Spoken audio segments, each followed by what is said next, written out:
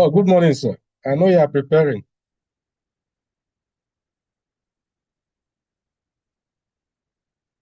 I didn't quite. I know you are talking, but I didn't hear you. Good morning. Morning, Just sir. relax. We are trying No to problem, set sir. up. Mm.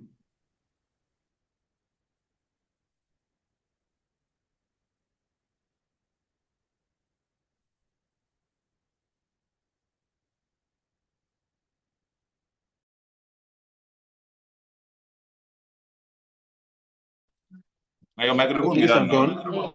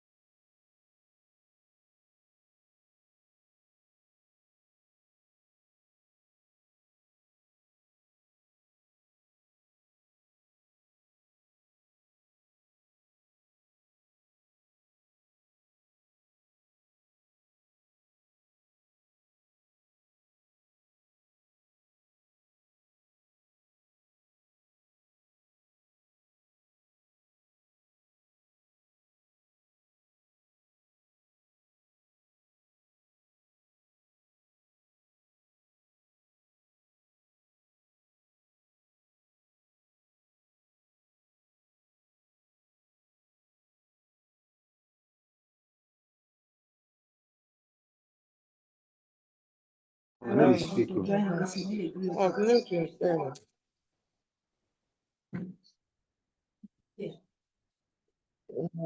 know, we'll leave that.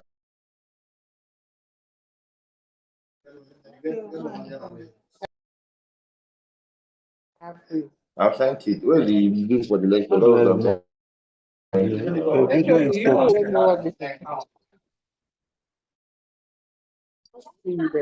I want. I did too.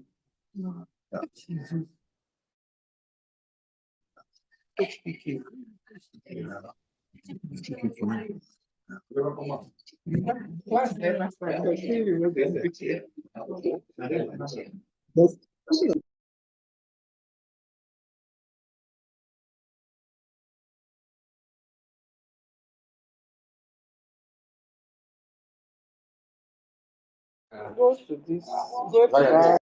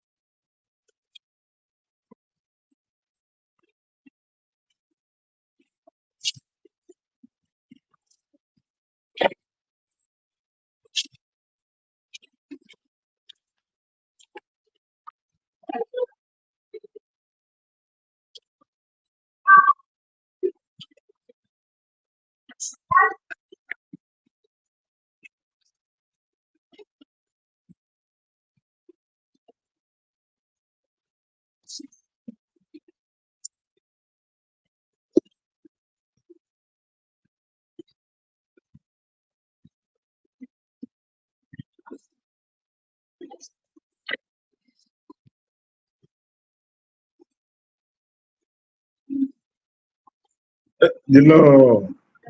Good morning, ma. How are people? Good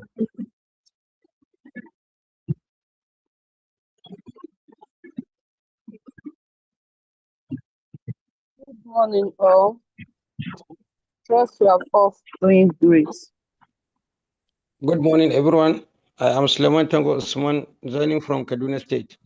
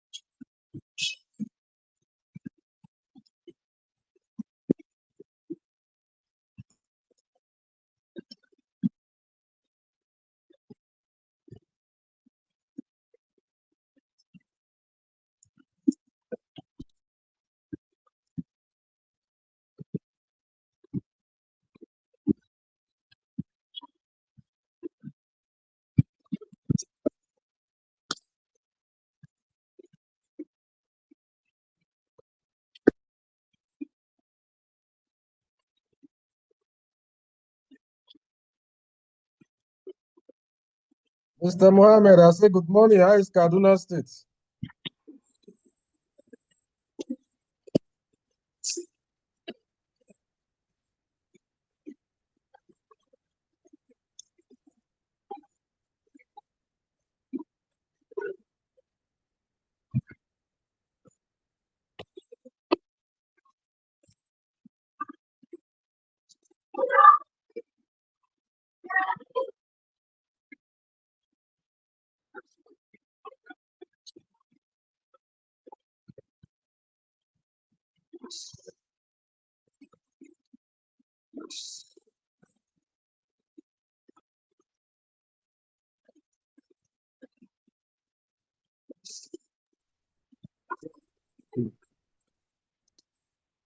Good morning, all. Good morning, everyone.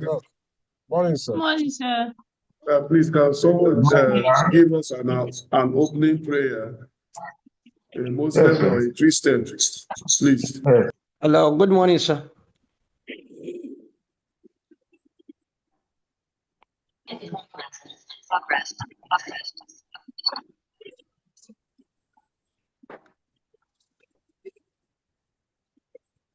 Well, let us pray.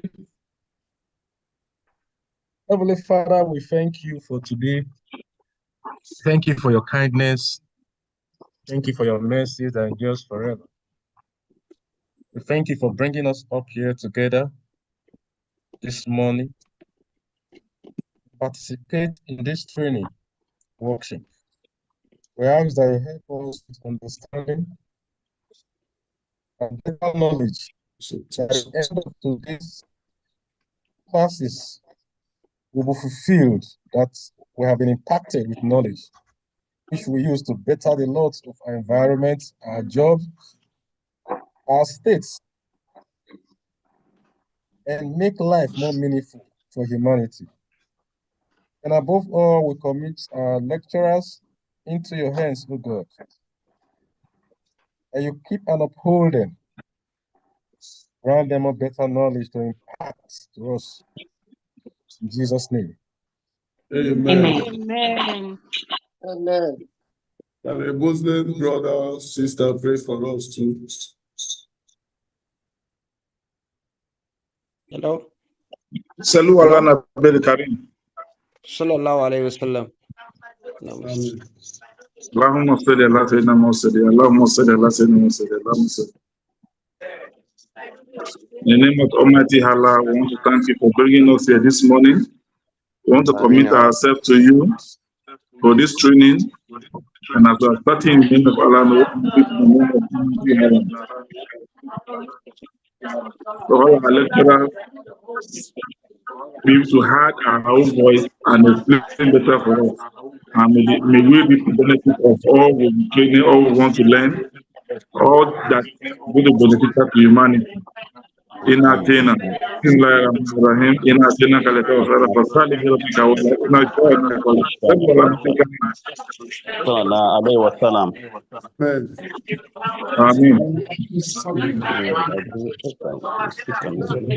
Amen. Amen.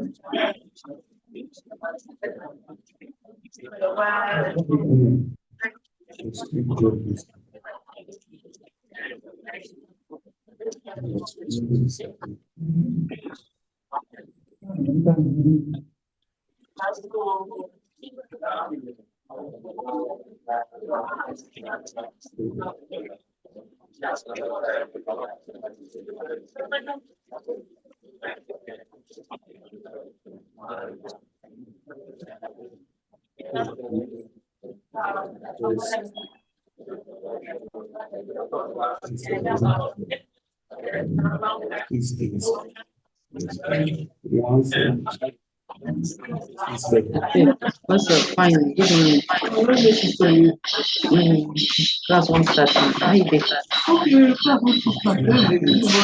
I'm sure I call you so that you will have to. Thank you for that. Minutes. So in the next few minutes now, our eminent professor will now come in and start teaching. So she's about sharing her slide. Engineer Professor Uche Dike, our Deputy Director for the Center.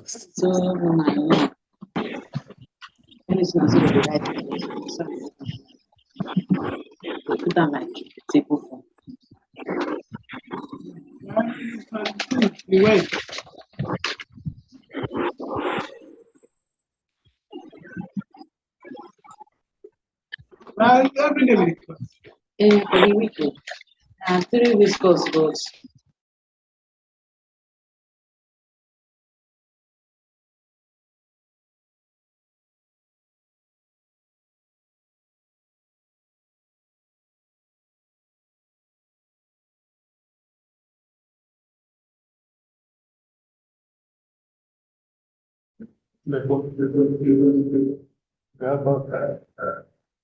You're having a coffee. Hello, good morning.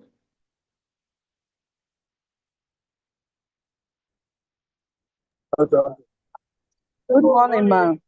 Good morning, ma. Good morning, Prof. Yeah, good morning, ma'am. Good morning, ma. Good morning, madam. Opportunity will come one day, but to see, do you have Can you all mute yourself? Engineer Mike, I think you should mute everyone. It's not small. Can you mute yourself? Not small. Thank you. Just you unmute when you want to speak, please, so that the class can be beneficial to everybody. So our topic for today is on introduction to procurement of goods. So I'm taking the first session, which is introduction to procurement of goods. My name is Professor Mrs. Benedicta Dike. I'm the Deputy Director of Procurement Management, Center of Excellence in Sustainable Procurement, Environmental and Social Standards, Federal University of Technology, Owerri. So most of you know what goods are. When you talk about procurement, essentially, you're talking about procurement of goods, works, or services. So what is goods? Goods is, when we talk of procurement, we're actually referring to acquisition of goods, works, and services through contractual means. Now, goods are defined by MDBs as a category of procurement that includes commodities, raw materials, machinery, equipment, vehicles, plants, and related services, such as transportation, insurance, installation, commissioning, training, and initial maintenance. So this is the scope of goods. Most people, when they hear about goods, they just think, okay, it's just paper and laptops. But if you're getting some equipment like generators, vehicles, you're getting laboratory equipment, they're all part of goods. And if you're getting a laboratory equipment, you need to install and train people on the use of that equipment. The entire scope of procuring the equipment, installing the equipment, and training people on the use of that equipment is captured under procurement for goods. So the constraint to be considered in goods procurement. Usually, when you talk about procurement, your interest is to achieve value for money. So in achieving value for money for goods procurement, with reference to multilateral development bank standard bidding documents as a model for organizing competitive procurement, the constraint encountered most times is long distance from the source of supply. So you know that the cost of transportation is a major cost. If we're trying to supply paper to Federal University of Technology, Owerri, and somebody is saying, okay, I'm going to supply from Lagos. Some other person said, I'm based in Owerri. We're saying that the distance should also be something you need to consider if you're a procurement officer, where it's coming from, and the challenges that may arise because of where it's coming from. Inadequate identification, quantification, and planning of the needs and related delivery delays, difficulties in establishing product specifications, the need to organize equipment, freight and insurance contracts, insufficient knowledge of commercial and contractual practices, including inspection and quality assurance and mechanism. So that of specification, that's one of the topics that you deal with in procurement of goods. If you give the wrong specification, people will give you the wrong item. So it's important that as procurement officers or people who have to do with procurement, that the specifications are clear and unambiguous. So this is one of the constraints actually encountered when you look at goods procurement. The steps in need identification and quantification. So first, if you're talking about procurement, the first thing is that you need to have the annual procurement planning stage, whereby the procurement department of the procurement entity consolidates the procurement needs of the various departments of the procurement entity. Then you also need to have development of the overall procurement strategy of the PE based on market research and the optimal procurement strategy for each contract listed in the annual procurement plan. So first and foremost, if your PE has, say, 10 departments, we are saying the 10 departments should give you an idea of what they need. You need to articulate all of them. When you articulate them, you also need to do a market research, because you need to know the prices yourself. Before you ask people to request to do a job for you, you have what you call your in-house estimate. It's a guide. It helps you select who eventually gets the job. So the contents of optimal procurement strategy. The optimal procurement strategy will define how best to achieve the procurement needs, like the nature of the need and alternatives for fulfilling the need, and the type of technical specification, sustainability requirements to supplement technical specifications and meet compliance with environmental regulations or other procurement requirements. So when you have a specification, for example, or you have an item that you want, we're saying, I hope there's an alternative. If we don't get this, what else can we use? And what's the specification of the alternative? Then secondly, this item we're asking for, what are the sustainability requirements? Hope is not going to have pollute the environment. Then you also have to determine the type and form of contract to be used. Will it be national competitive? The bidding, is it national competitive? Is it international and all of that? So you also look at competition method and market access. Is it a product we can find nationally? Is it a product we're going to get from the international markets? Then we also have to look at the bid evaluation method that is suited, that will give us best value for money. Then where you also are applying international competitive bidding, there is need to apply the domestic preference if the international market is what you have chosen for the procurement of the goods in question. So we also have alternative for fulfillment of the procurement needs for goods. So we say in setting your optimal procurement strategy, the procurement entity must consider alternatives like procure the goods or the equivalent service through outsourcing. So rather than get this thing ourselves, can we get a subcontractor who helps us deal with this on a daily basis while we pay? So you find organizations that have, say, companies who manage their power. So rather than be the one who buys the generator, buys the diesel, does the maintenance, you have given out this job to a leasing company. All you want is that you need 24 hours power supply. They're responsible for the generator, for the fueling, for the maintenance. So also for procurement of goods, do you want to buy that equipment or do you want to lease it so that the insurance and all the troubles are off your head? So if you look at most multinational companies like Shell, they don't own vehicles. They prefer to get their vehicles on lease. So you bring us brand new vehicles. We're going to use them for 3 years. You're responsible for the purchase, the maintenance, the insurance, and everything. Well, all we need is that we want these vehicles to be brand new.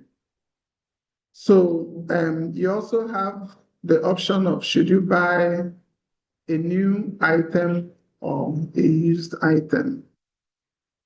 Then you also have the business case for selection of any of the above alternatives. So whatever you choose, there has to be proper documentation in your procurement strategy.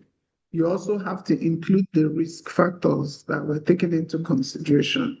So why are we not buying our vehicles? What are the risks if we buy our vehicles? Is it that we don't have good drivers? Or we are a foreign company, we don't want to deal with all the laws ourselves. Let the local company that can navigate the national laws do this on our behalf.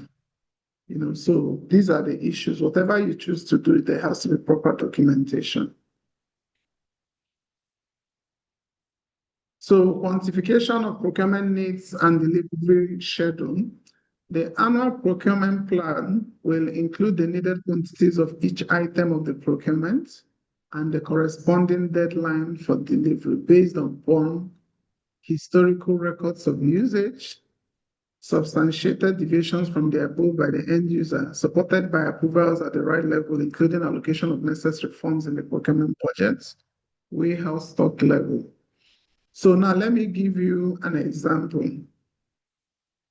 If you are the chief executive of a university, you're the vice chancellor, exams are a very important component of what you do, because essentially the business of running the university is the students and the activities around the students.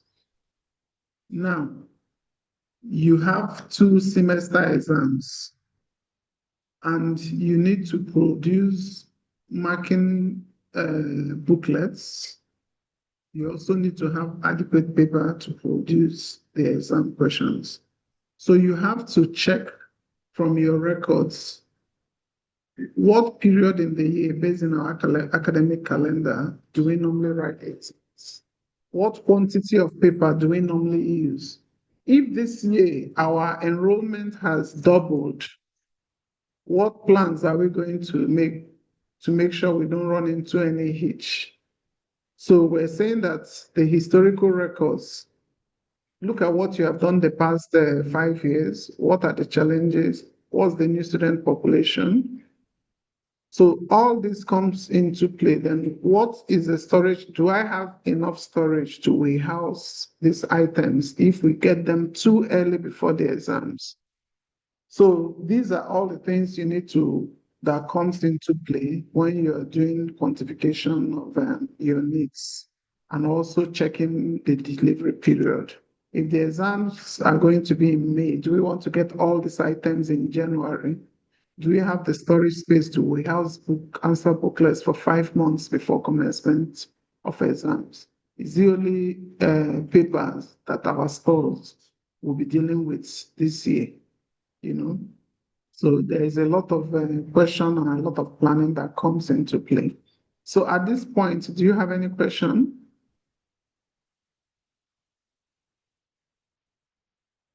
So if you don't have any questions, should I continue? No, ma. No question, ma. Okay, thank you very much. Yes, You continue, can ma. continue. Okay, so thank you. Now, we've talked Yes, about continue. the need for you to use the historical data to estimate the quantity you require, and also, based on your storage space, know when to receive those goods. So this is not something you just do offhand. There are equations that can help you to estimate the stock and also calculate the delivery period. So remember that because we're in the education sector, I'm using an example of the things we do in the university. I hope you are able to replicate those examples as it relates to where you work. So now, the answer booklets that are used for exams, they are security sensitive documents. It's not something you go to the open market and buy. So it's customized for different universities. So it's not something you say, oh, the printer has stock of our answer booklet whenever we want to go and collect. It's even wrong for the printer to have stock of such sensitive materials. They're produced when needed, and all of it is warehoused in the university. So if you require it, it's something you also need to have enough time to design. Some universities, for security reasons, also change their booklets every semester. So that if a student is thinking, okay, when I wrote first semester exams, I'll steal some booklets and find a way to smuggle them into my second semester exams, the student can come in with that answer booklet and find out that, oh, he stole pink color, and second semester exam is now green that is being used for the exam. So there are security issues linked to it. So even if you have your partner who works with you, who has also kept a few bundles he wants to sell to the students, he can sell it, but the students can't use it. So here now we want to look at how to estimate the quantities, and as well as how to estimate how long it takes to deliver. So the specific procurement plan for acquisition of each contract in the annual procurement plan must specify the delivery requirements, the quantities, and the dates. So we want 8,000 answer booklets, and we want them 3rd of May 2026 for the exams that is commencing 3rd of June 2026. So based on the aforementioned 3 factors, you have the replenishment or reorder action must be taken at a convenient time before reaching the minimum safe stock level. So the reorder point is calculated using the following formula. ROP, which is the reorder point, is equal to DU times LD plus S, where ROP is the reorder replenishment point. That's the quantity in stock that will trigger reordering or replenishment. So the same way, let's look at maybe you have a printer ink. Let me not use paper this time around. So sometimes for convenience, the organization buys, say, 3 types of printers, and all the departments are using those 3 types. It makes it easier for them to restock their ink. So so you have ink in the stock. Can you mute everybody?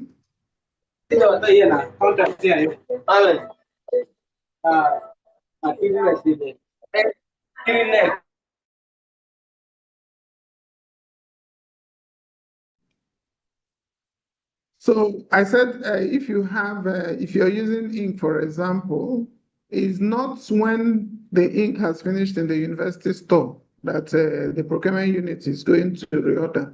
There's certain minimum quantity before you raise the alarm, because even getting the quotations, raising the LPOs, for example, the time it takes for the person to deliver and all of that, this may take you 1 month or even 6 weeks. So you don't wait till it is finished. So this equation is what will help you. So we say S is the minimum safe stock level. That's the value at which you now know you need to now reorder. DU is the daily usage quantity, while LD is the time in days it takes the supplier to deliver. So these days in time it takes the supplier to deliver includes the bidding period when a contract is not yet even in place. So from the time we allowed, from the time, assuming it's something that we're using 3 quotations, for example, from the time we contact the vendors, they send in their quotation, we process, we raise an LPO for them, and the time they supply, that's the LD. So let's take an example and see how we can apply the reorder point formula. A university central stores uses an average of 120 reams of A4 paper every day. So the supplier takes 15 days to deliver the paper after an order has been placed. This includes internal approval and bidding time. The store maintains a minimum stock level of 500 reams to avoid stock out. So you see, this 500 reams is even what the university will use for only 4 days, because if they use 120 per day, it means the 500 reams is just 4 days to trouble. So using the reorder point formula, R is equal to DU times LD plus X. Determine the restock point and explain when the store should place a new order. So the daily use is 200. The time to deliver is 50. The minimum required in the store before we reorder is 500. So if you multiply DU by LD, so this tells you the number of reams of paper that will be used within the time period before the contractor will supply it. Okay? So your minimum stock level is 500. So you need to have at least 2,300 reams before you now order. Is it clear? So if we use 120 days, Yes. and the supplier needs 15 days to supply us, meanwhile, at any point in time, the lowest we should have in our store is 500. It means we multiply that 15 days by the 120 we use daily. That brings us to 800 plus the 500 that is minimum that must be there. So once your ream of paper is about, we're saying at the time is about 2,500, you should have started that process, so that by the time it's coming, you will have at least 500 reams, which will just do for only 3 days. So the interpretation is that the university should place a new order when the stock level falls to 2,300 reams. But I'm saying, okay, you can just make it 2,005. This ensures that during the 15-day delivery period, when 1,800 reams will be used, the store will still have the 500 reams minimum safe stock available to prevent stock out. So let's take a second example. A university medical store uses an average of 80 packs of laboratory gloves per day. The normal supplier lead time is 12 days. However, due to the possible emergency procurement delays, such as extended bidding or approval bottlenecks, delivery may be delayed by an additional 5 days. To prevent stock out during such emergencies, the store maintains a minimum safe stock level of 400 packs. So that means the safe level is just something they can use in 5 days, given that they use 80 daily. So using the reorder point formula, where emergency delay must be added to the lead time. So you have your normal supplier time is 12 days, but if for any reason there is delay for additional 5 days, our total supplier time now becomes 17 days. So we say determine the reorder point and explain when the store should place an order. So the normal lead time is 12 days, but for emergency delay, you have 5 days. So your effective lead time is actually 17 days. Your usage within the period of the contract will be 80 times 17. That's 1,360 packs of hand gloves. And we say there's a minimum safe stock level of 400. So if we add this to 1,360, that gives us 1,760. So we said that you require, when you have about 1,800, you should have started your process. So the implication is that the store should place an order when the stock level falls to about 1,800. This ensures that 1,600 packs will be used during the 17-day effective lead time, and 400 packs still remain as minimum safe stock to cushion against unexpected delays. So do you have any questions with those examples that I just gave to you? No, ma'am. Okay. Okay, No, so Quite explanatory. okay, so thank you. So let's make progress. Then we have quantification of procurement needs and delivery schedule. The economic order quantity formula below is used to determine the order quantity either for procurement of constant use items or replenishment under a framework agreement. The most economical order or reorder quantity is calculated using the following formula. Economic quantity for reorder is equal to the square root of 2 times AC all over IP. A is the annual usage in units. C is the cost of tendering per order. You have to allocate some time to some cost to the staff time and handling expenses. I is the cost of storage calculated as a percentage of the value of stored inventory. P is the cost per respective item, including freight and insurance. So I'm going to give an example of the application of this equation so that it makes sense, so that I can drive home the message. So let's take an example.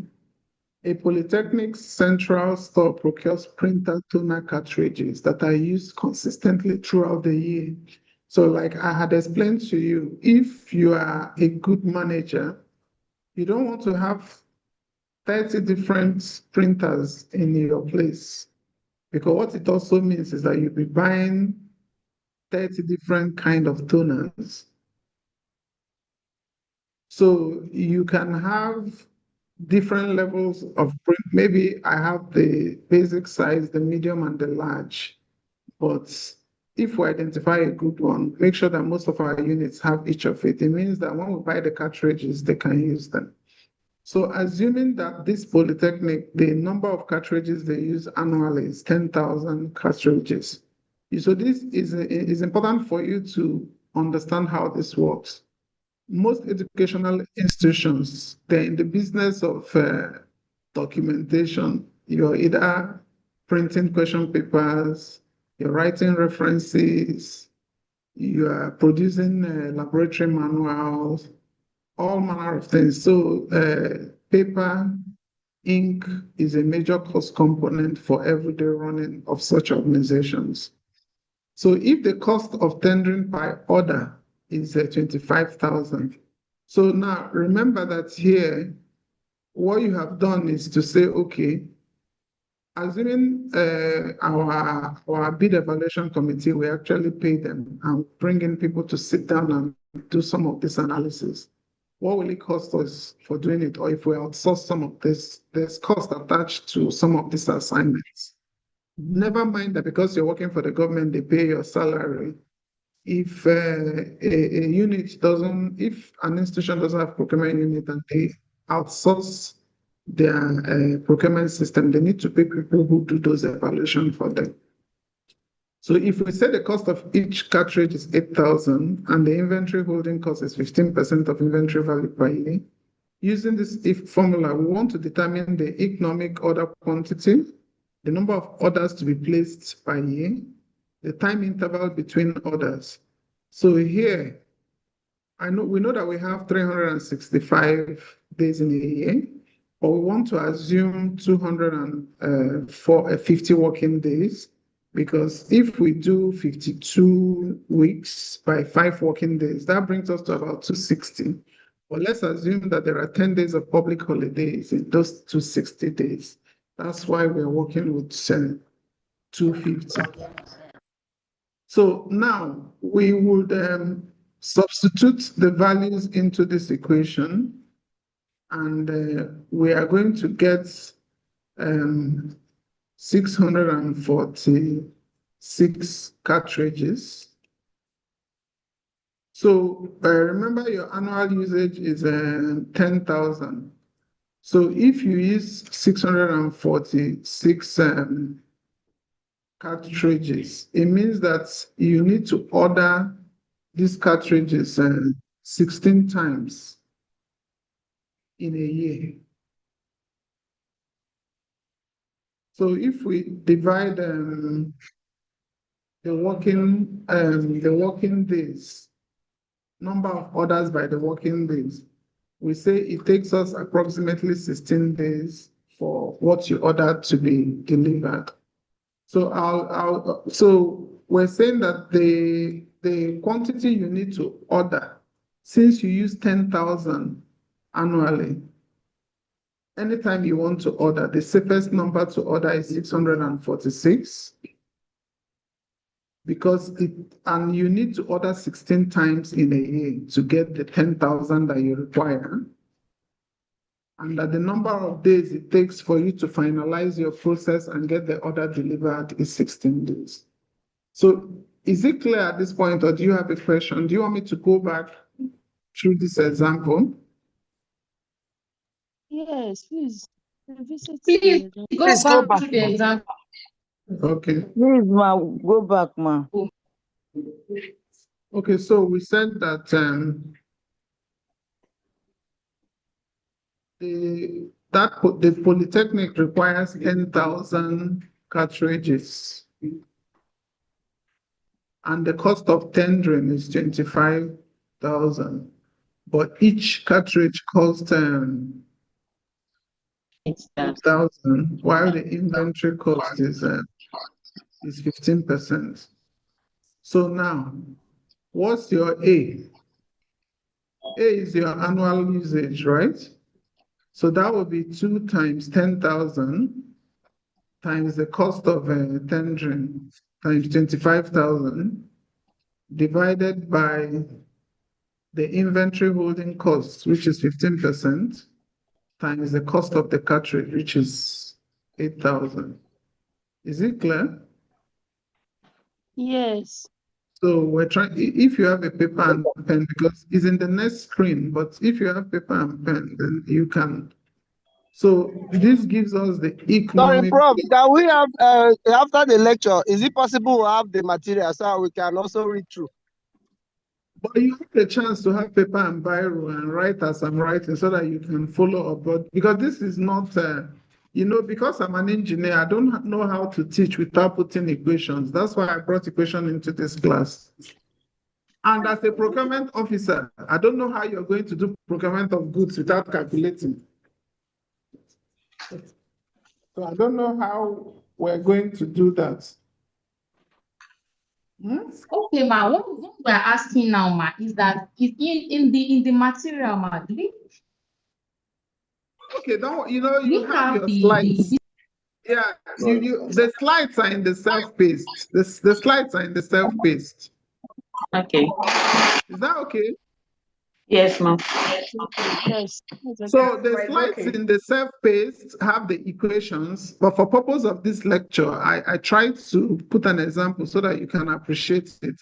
Because we're not just training you to pass this course, we're training you to be procurement officers who can actually make estimates for your institutions. Is that clear? Yes, ma'am. Okay, if you want the example, maybe I will just share only the example. But you can use screenshot. I don't know what, are you people not HAC beginning 1st century? Please just mute all of them. Okay.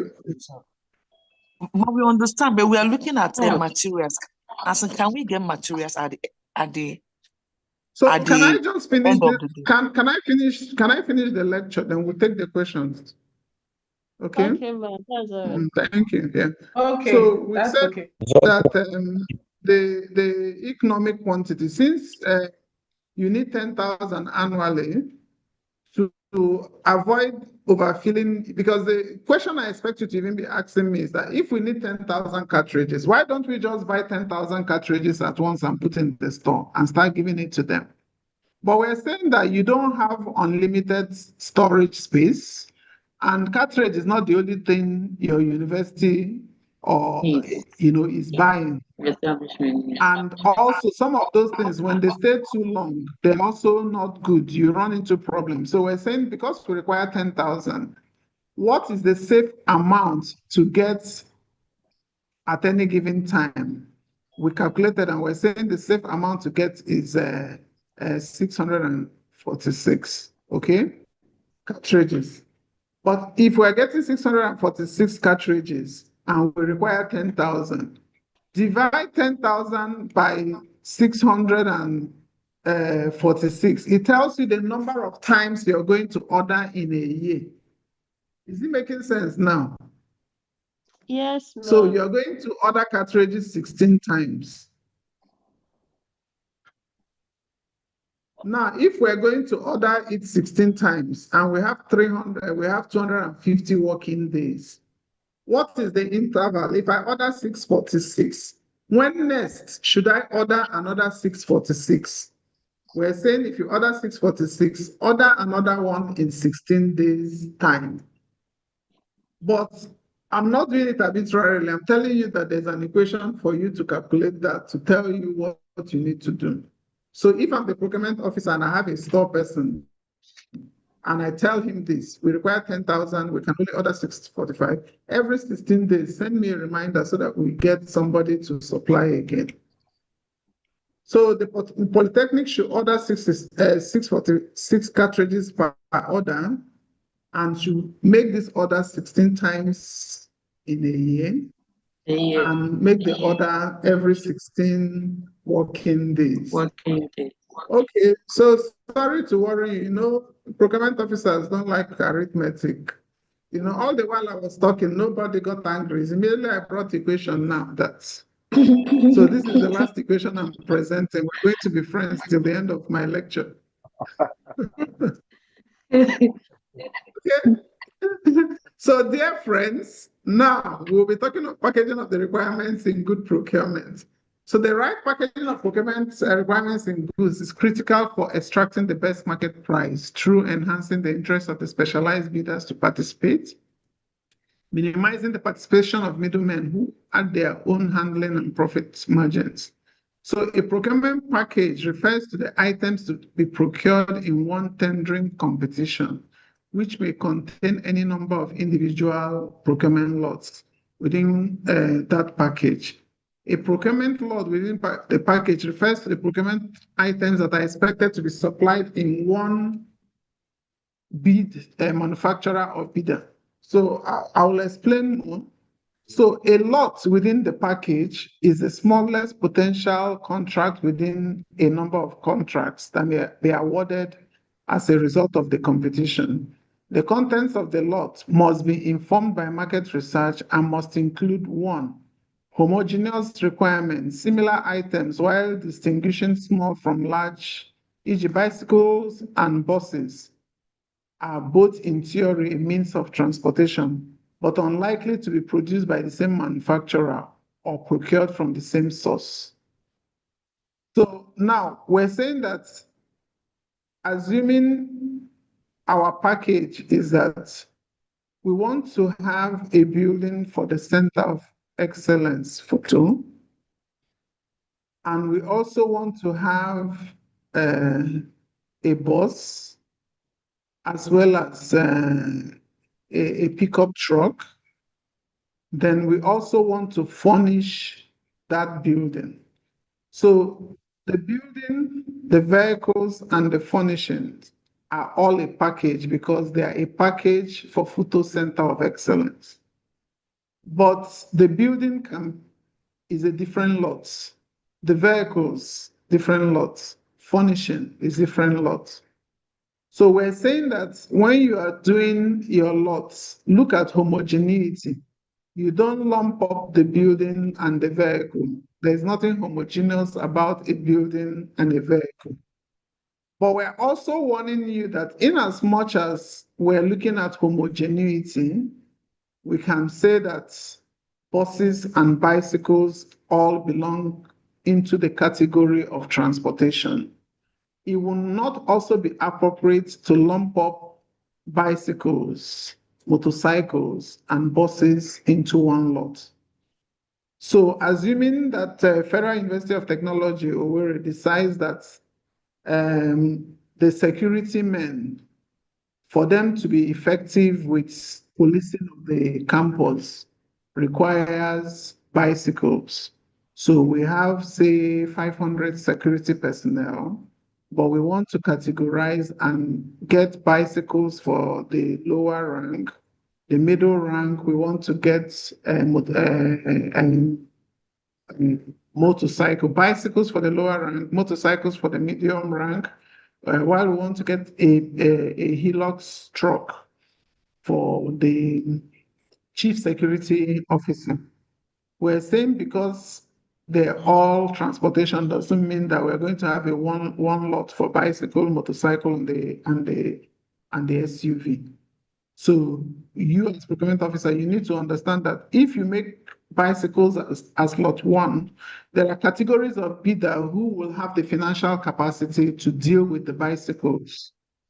If you have a lot for the motorcycles, there are also bidders who will have the financial capacity to want to supply the bicycles. While you have the lot for the SUV, there are also people who have the capacity to bid for that. So when you lump it out, what has happened is that you've eliminated some level of people who would have benefited from your organization, because it's also the big players who can bid for the SUVs that will take up that lot that has both bicycles, motorcycles, as well as the SUV. Is that clear?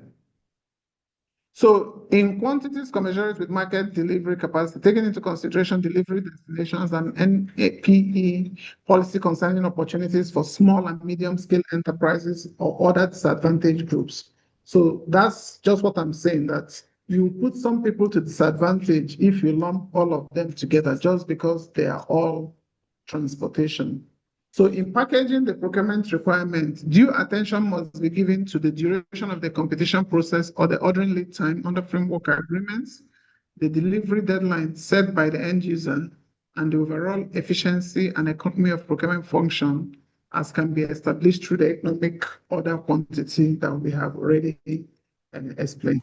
So in conclusion, procurement of goods is a systemic process that ensures organizations acquire the right quality and quantity of items at the right price and time. Effective procurement planning promotes transparency, accountability, and value for money while minimizing risk of waste and corruption. Proper documentation, competitive bidding, and compliance with established regulations are essential for achieving efficiency and fairness. Ultimately, sound procurement practices contribute significantly to institutional performance, service delivery, and sustainable development. So at this point, I want to thank you for your attention and cooperation because I noticed a lot of you are actually listening. I'm happy. So do you have any questions? Thank you so much. Thank you, ma'am. Thank you, ma'am. Thank you. So I want to take questions. Thank you so much, ma'am. Thank you, ma'am. So I want to take questions. Question. Okay, so somebody is Thank you, physically here ma'am. with me. She asked a question. Let me take her question, then I can take some of your questions.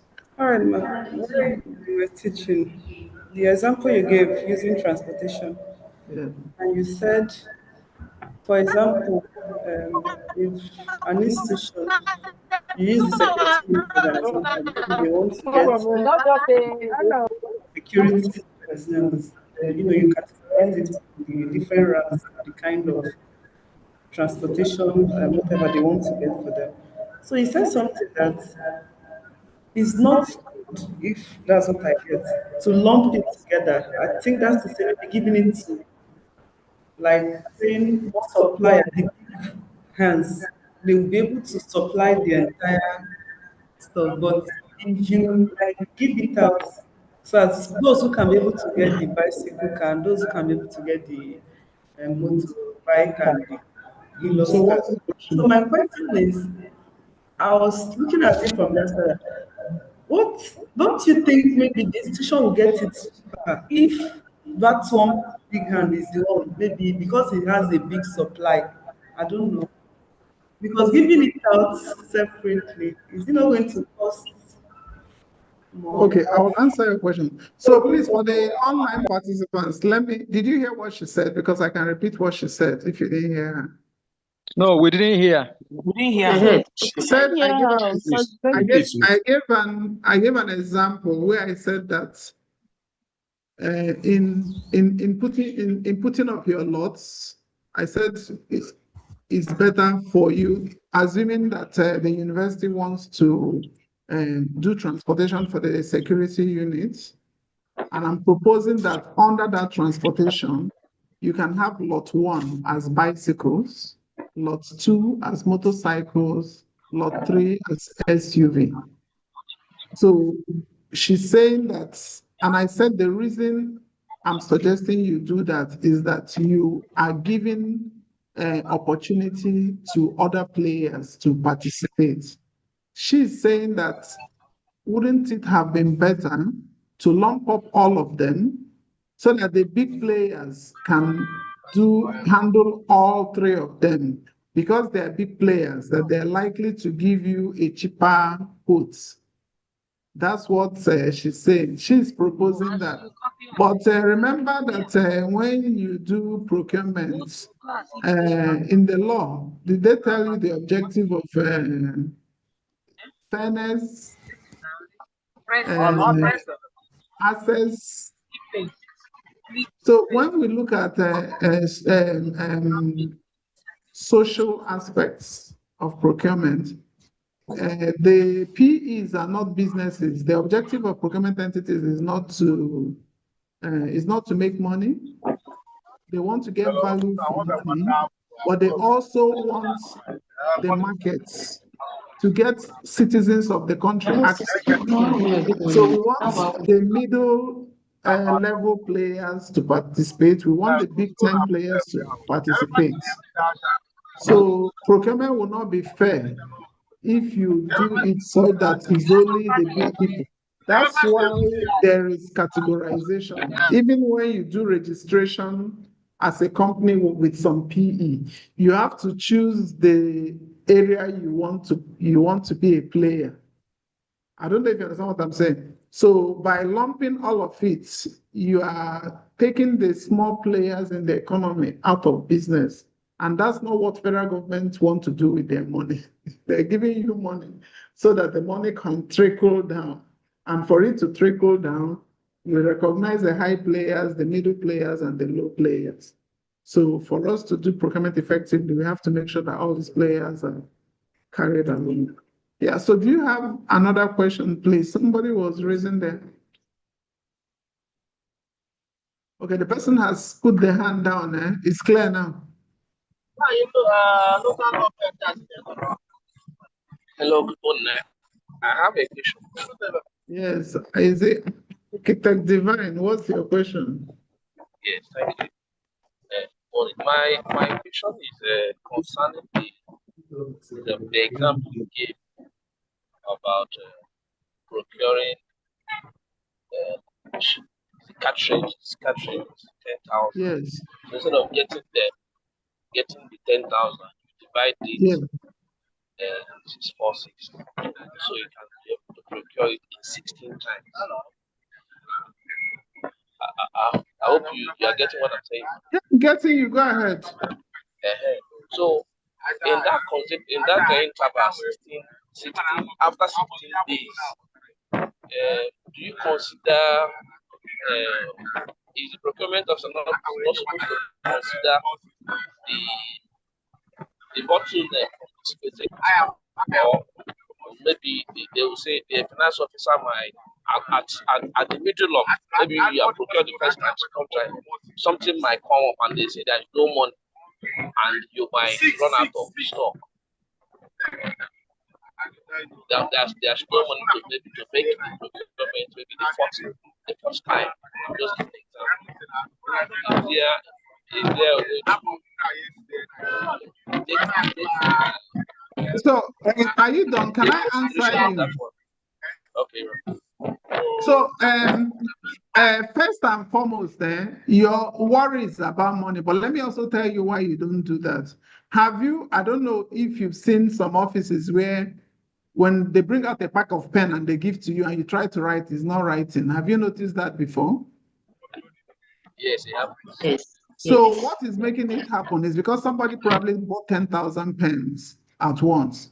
I don't know if you understand what I'm saying. So there are most items that are goods are not things you store for too long. Even vehicles, if you buy a vehicle and park it and you're not running it, after a while, you also run into trouble.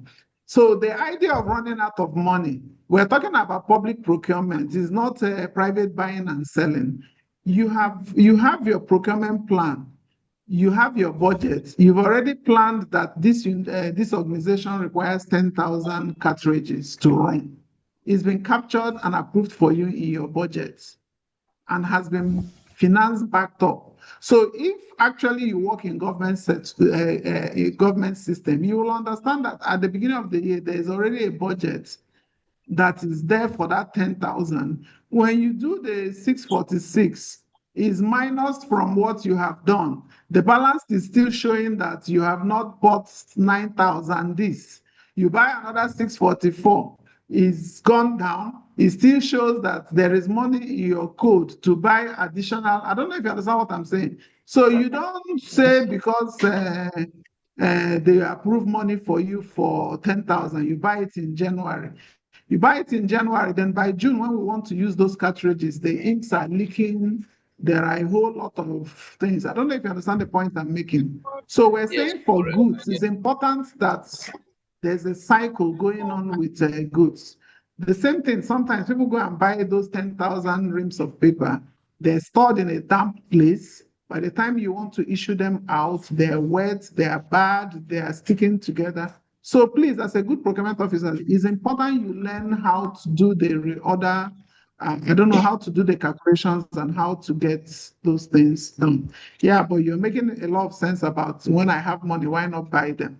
But what if when I want to use them, they are bad because of poor storage? I hope that answers your question. Yes, Abubakar Sani, your hand is up. I have 2 more minutes. I need to log out so that the next lecturer can start teaching. Please, so Abubakar Sani, your question will be the last. I'll take your question. Okay, thank you, Ma. Thank you for the wonderful presentation.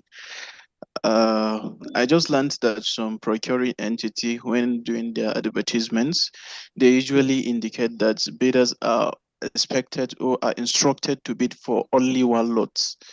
So I want to know from your own professional advice, is that a good practice for them to be, let's say, limiting the competition in those other lots that those other those other bidders cannot bid for. Okay, so like I said, it's important as procurement officers that we understand the principles of procurement. So after now, just Google the principles of procurement. Public procurement, not necessarily, I'm not talking about private procurement. So if I have my personal business, I used to have a business. I had one vendor who supplied me drinks for 10 years. Do you understand the point I'm making? Yes, ma. But yes, that's private business. Now we're saying this is government money.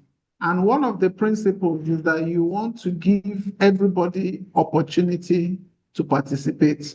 So if I allow, it's the same answer I gave before. If I allow the big players, they would, if I have 3 lots, one person, a big player, can do apply for all 3 lots and get all 3 of them. You know why? He's so big that it's economic for him to even operate all 3 lots. So, but government is interested in their money trickling down. They want the economy moving. I don't know if you understand what I'm saying. Yes, I So the way understand. the economy will move is when we have 3 different people who are applying, who get these 3 different jobs. So the money goes to 3 different people who are employing, who have different workers. So one guy has 10 staff and he applied for the 3 lots. He gets the job. He's only paying 10 staff. But we have 3 different companies who have 10 staff who are Nigerians. And we give the job to the 3 different companies and they're paying salaries to 30 Nigerians. Are you understanding the concept, what government have in mind? Yes, we are understanding. It's beyond what you're saying. It's about this money trickling. It's about this money driving the economy. It's about the people who got this job paying salaries so that these 30 people can go to the market and buy gari, and the woman who has a cassava farm can continue to plant again. So government is not interested in profit. They're interested in driving economic activities as a result of their own activity. So personally, I think it's a good thing to restrict bidders to 1 lot so that we can get other people involved and get people feeding their families. We get the farmers continuing to do business. I hope that answers your question. Having said that, I want to thank all of you for your attention. Yes, ma. Well understood, ma. Thank you, ma. I hope you enjoy the rest of the session. Have a wonderful day. Bye.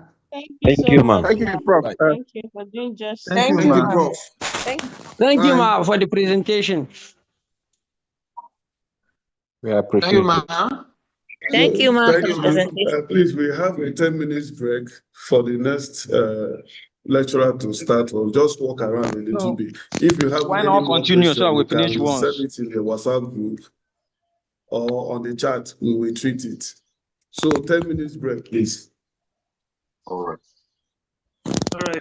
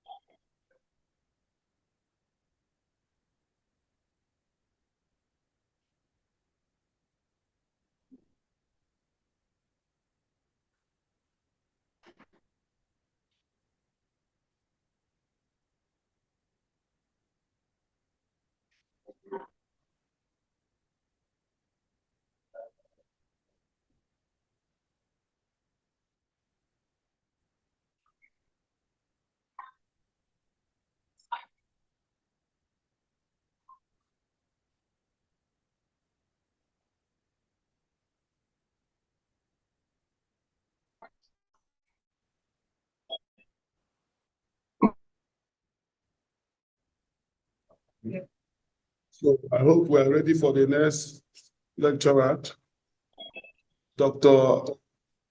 Ike Rizzo. Yes, we are. We are fully ready.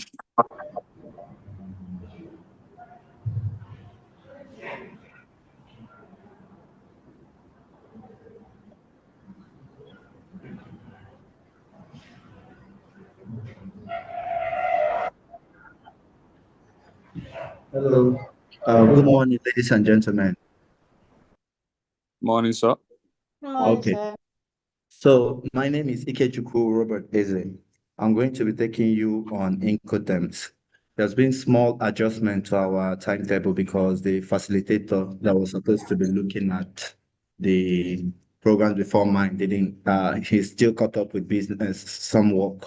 So what we'll do is we'll start with mine and then I will end up teaching those parts after the break, if that's okay. Sorry for any inconvenience caused. So I'll be taking you on Incoterms.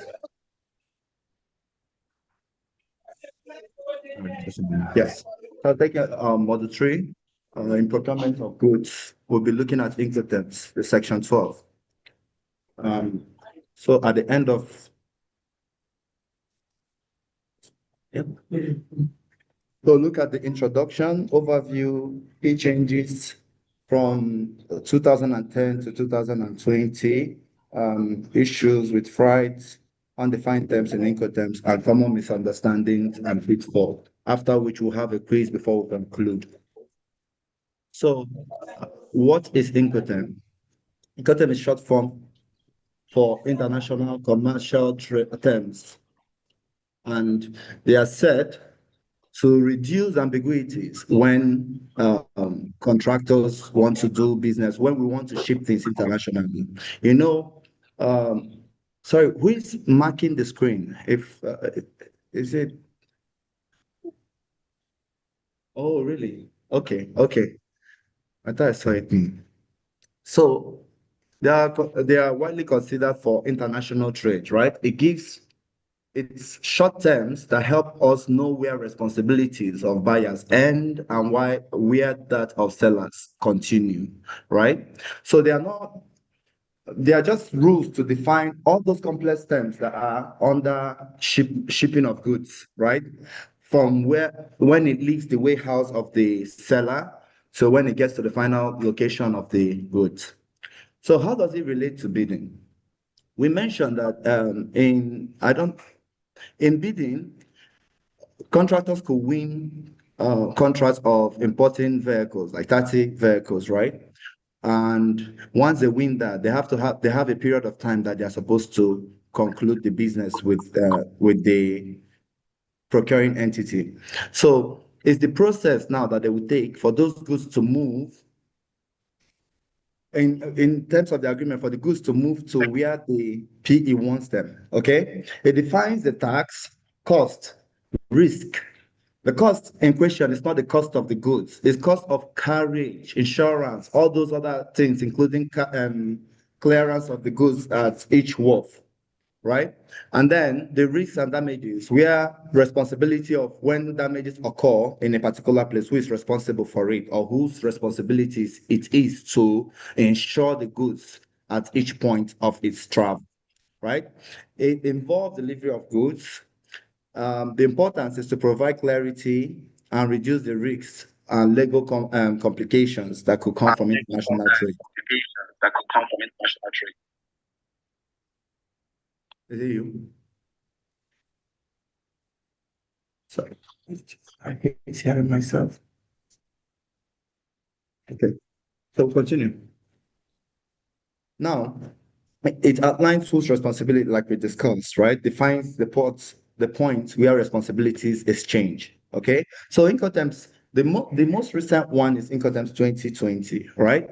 But the fact that we have a new edition 2020 does not mean that people involved in a contract can't decide, or PEs can't decide to use the 2010 version if it suits what they want, right? But in a situation where it's not specified.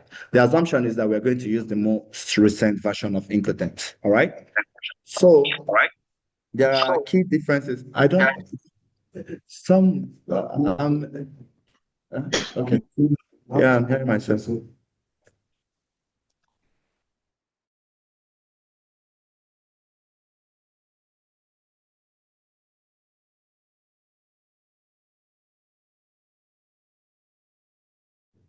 Yeah, you can hear me now, right? You can still hear me.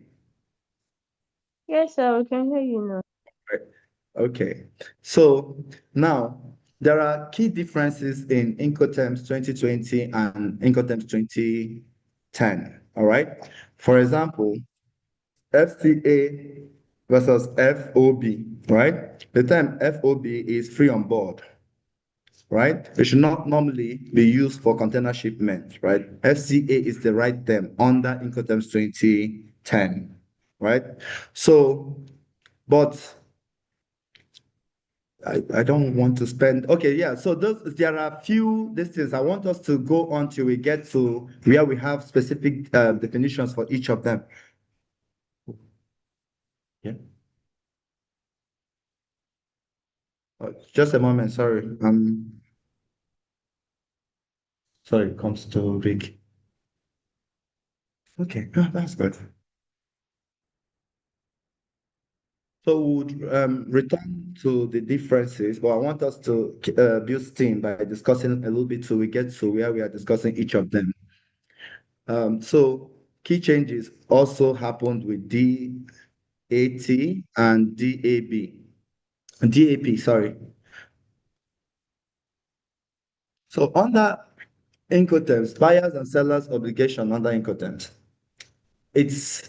So the term Incoterms is internationally accepted, right, under international business. Now, the one is to define the responsibilities, right?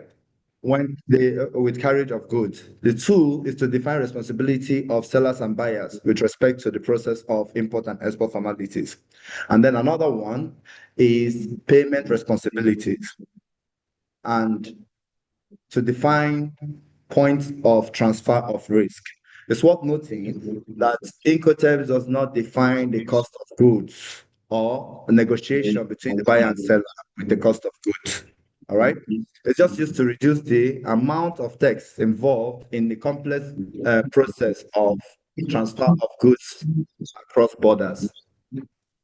Have we had any questions so far? Or should I keep going? Continue. Keep going. Keep going. Thank you. Go ahead, sir.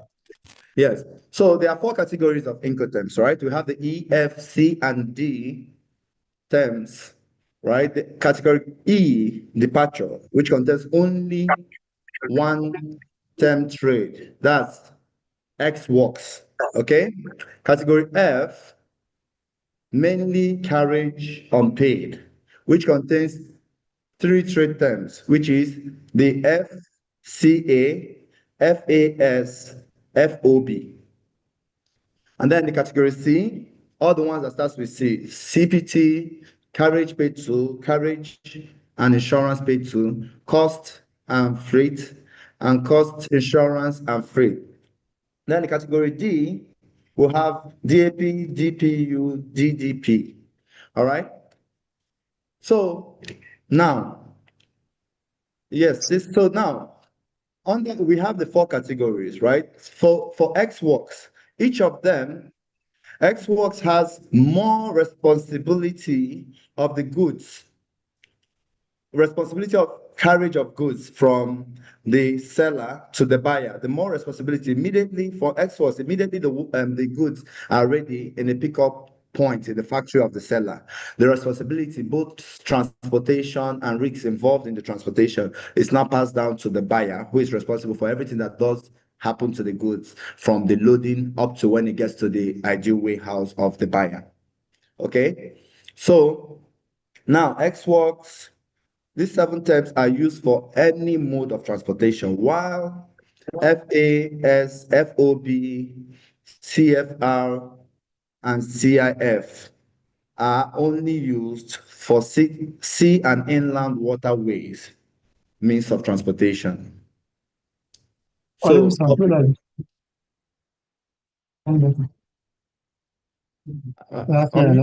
mute yourselves, please.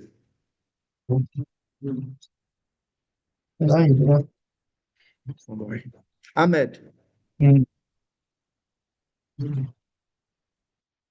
Each Incoterm stipulates the 10 rules, okay? For A, general obligation, delivery, risk and insurance, and then allocation of cost.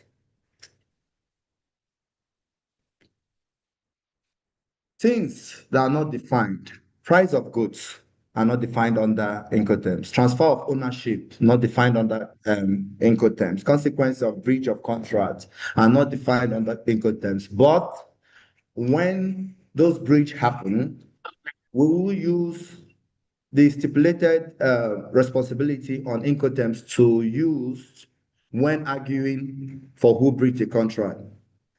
That's why it's stated when when the PE is setting up for the bidding process. How do Incoterm work? Incoterm, so they are, like we said, 3-letter acronyms, right? To follow. And so an example would be this one, FCA, bracket opens, all in boldly written, 10 Abuja Road, Lagos, Nigeria, Incoterms 2010. Does that make sense? That's how we state. So what this means is that we're going to, both parties, the contractor and the PE, agree that they're going to use 2010 version of Incoterms, okay? Under which they're using FCA, right? And the goods will be landing the address. Which address? 10 Abuja Road in Lagos, right? Yes, yes. So it's preferred that it's written in bold so that it will be seen and, to reduce any mistakes going forward. Now, how the Incoterm work continues, right? The name place that follows this thing that we said, like 10 Abuja Road, will be the place that the goods will get to, right? It's not ambiguous, it's a specific place. So now we take them one after the other. There'll be a little bit of confusion. I was looking at there is a table, like a map, I call it, that will send you. I don't know, I was looking through this version of my notes and I didn't see it, but hopefully, if it's not here, I will send it to you, right? That shows specific, it sets them up and shows a clear pattern as to how responsibilities are transferred. So we go to X1. I'm not supposed to send it. No, not this slide, just one picture. Sorry, it's not a slide. It's not a slide. It's a picture of this thing that I hope, if I get clearance, that I'll be able to send. If not, we'll see. I'll play to send it. So for XWorks, you notice we see on the left-hand side, seller's risk, seller's cost, right? Left-hand side. Yes. Then where the responsibility passes to the buyer is immediately the goods are made available to the buyer, right? It puts it in a truck. Everything that happens from there, one of the springs break, it's not the seller's problem anymore. Okay? So, oh, yes. So once the seller makes the goods available in the premises where they'll pick it up, right? It's the buyer's responsibility to pick it up at the stipulated time. And every other cost of any damage to it or misplacement would be the buyer's responsibility. So it's worth noting that there are close relationship within these Incoterms, right? Because we basically it has to cover every step of the way, right? So you notice that some of them will look like each other. That's the reason why I was talking about the graph that I will send, because I've gotten clearance to the class. If it's not in this, usually we send it just a picture. Yeah. So now the FCA, free carrier, right? The seller delivers the good to the carrier chosen by the buyer, right? Risk transfers when the goods is handed over to the carrier. In this case, I like to use an example. So for someone in Owerri, Imo State, buying something from Nazi, the wood market in Nazi, Boshishi. The contractor will go there and price for. Once you get the this, you usually go. They will give you a truck. They won't have responsibility. They're not bringing it. You're negotiating with the truck driver, and the loading is on you, right? So yes, it's not like you can't use it any other way, but in situations where the PE or the buyer has the capabilities to transport the goods by themselves. Let's say you're buying something and you have a truck of your own. Instead of waiting to go and deal with another business, you just do it yourself, right? If you have the manpower and the truck. So that would be an instance where that would be reasonable. So most times, but in FCA, you notice that it's not all times when the buyer or the seller will have a means of transporting the goods, right? Sometimes, in most cases, we use a third party. The third party, in this case, in FCA, will be determined by the buyer, right? So responsibility of the seller ends immediately the thing is transferred to the third party. Does that make sense?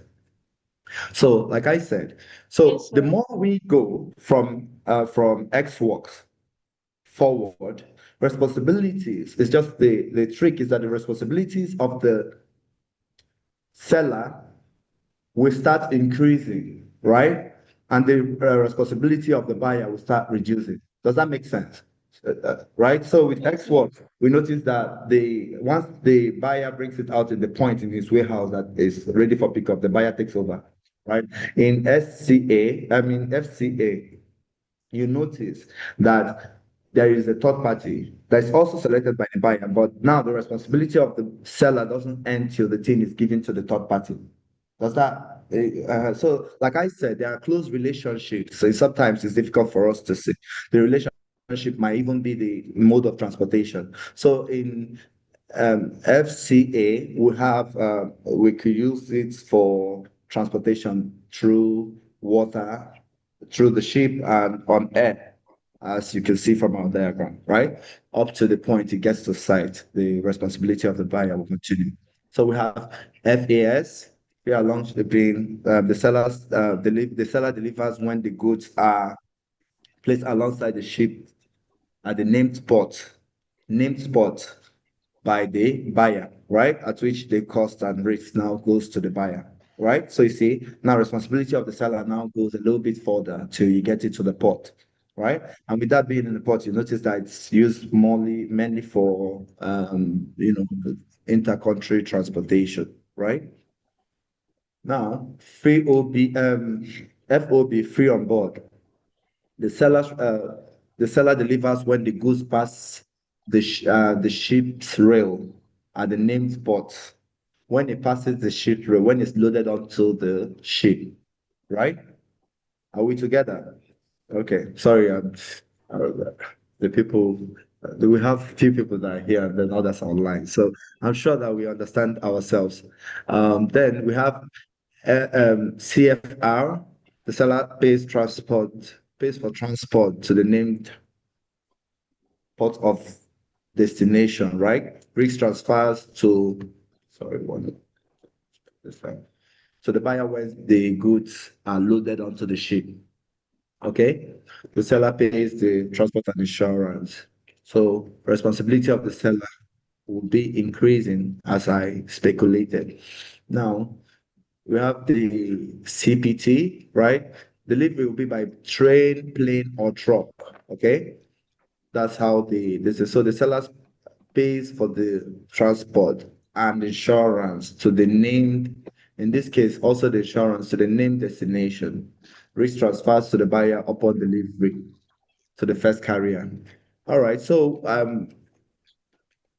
have that for CPT. Now, for CIF and CIP, seller's primary duties and buyer's primary duties are stated.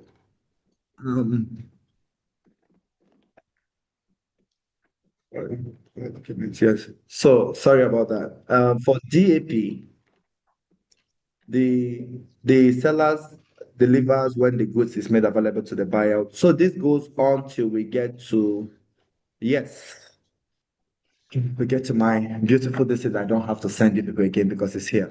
So this is what I was talking about. The graph here explains the movement of responsibilities. Okay. Sorry, I was trying to get to this as fast as possible because the truth is, with the amount of consonants in Incoterms, if I keep calling CIP, CP, even me, I'll get tired of. So I wanted us to get to this to make it clearer. So as you can see from our graph, it shows on the top, what's it called, row, you will see X works. That's the X works up to DDP. Okay. Now on the column on the left, we have the responsibility, right? Export packaging, loading charge, etc., up to import duty, tax, and customs and clearance, right? Sorry, is there a way I can make this thing? No, like, oh, I don't want to ruin it, right? So, look, okay, I can just, no, like, I don't want it to be bigger. I want it to, I was looking at, I was looking at the end that wasn't seen. Yes, that's what I was, there's the, I, I don't know, mine looks good. Because they are seeing it. Yes. Okay. I'm sure you're seeing it up to import duties, but if you're not, I'm not looking at the board and I saw that you saw to unloading at destination. This also you will see in your elements anyway when you're looking at this. So what we can see is the responsibilities move, right? For Xworks, we mentioned that it's just export packaging, right? That the person, that includes just packing it and setting out the goods ready to go, right? It being in a carton and setting up to go. Does that make sense? So that's the responsibility of the seller in that case, right? But by the time you get to DDP, you're doing why? Okay, you're taking you pay extra money since you're physically taking. Yes, it's essentially you're saying. I was just looking at the end of it. It's okay. So yes, what I'll say. So for DDP, you notice that the buyer's responsibility gets just is one thing, right? What is that? The buyer's responsibility is unloading it at destination, right? The last day when it gets to the warehouse, right? So, but one thing is important to state, it's only on CIF that we have CIF and CIP, as we noted before, that we have the seller responsible for insurance, right? In other cases, it's negotiable. Whoever decides in their agreement will be the one to do it, right? So the cost will be removed if the buyer took responsibility of insurance, right? But if they didn't, then the price will be included in the bid as well. So yes, this is the summary of those ones. That's why I was, in a hurry to get to it. Luckily, it's here. I didn't see it initially. So common misunderstandings and pitfall. Okay. Incorrect use of Incoterms. Using of wrong Incoterms can lead to disputes, right, and increased costs. Why not? So if we didn't look or we didn't pick specifically, so it's open. Like when we started the conversation, we said in our class, we said that you can choose between the 2010 version and the 2020 version as to the one that fits the current need of the procuring entity, right? So that there's no mistakes where you choose the wrong one and you're asking, because then you fall into problems. My video is on. It's not on. Oh no, sorry. It's been on. It's been on, but okay. Yes, I didn't open the camera, sorry. I also been to 2 days but I'm not sure. Okay, that's good. I didn't know it was international. Okay. I'll wear my best clothes. But anyway, accept me for who I am. Okay. You're okay. You are good. Okay. Okay. So just manage me like that. So common misunderstandings, right? So we have the incorrect use. So we said that incorrect use of it will lead to disputes and increase in costs, right? So it's always good for the procuring entity to choose the version of the Incoterms, right, that will suit them, even if it's the 2010 model. Okay. Then ignoring Incoterms updates. So from time to time, in as much as we have those things, so from year to year, there will be updates that could come up, right? So those updates, when they come, the PE and the contractor should always look and stay informed of the latest version so that they don't make mistakes or fall into traps that have been corrected. Overlap of responsibilities. When we started, we said that the Incoterms, the responsibilities will be closely knit because we don't want to get loopholes, right? So there'll be times when, because of how close they are, there might not be clear communication. If there's no clear communication between the two people, then there might be people doing responsibilities of other people, right, in the process. So, class grades. Oh yeah, I don't know. Okay, so yeah, we have this quiz that we said. Okay, yes, that's good. That I would want us to answer honestly in our this thing because we'll score ourselves. All right. Yes. Yes, no. Do you want me to? It's part of the lecture. It's just a quiz, right? I would want us to, it's good for us to look at it and then, answer. If we answer it, what might happen is, Please, Model 1, has then Model 2 has. Hello. Yeah. are you this question that to be answered right now or later on Yes, later? yes. I would want it to be answered right now. It's the quiz. Uh, I'm tempted to say nothing can go wrong, but let me assume that, if you fail it. So, no, you just write it on your paper. Just write it on your paper. You'll see the answers as we go. Oh God, I'm giving away all my secrets and this. So, yeah. So I would want us to just look through it. So it gives us. Uh,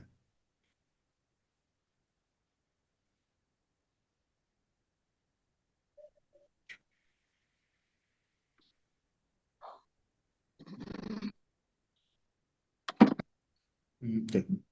That's what that noise is. Right?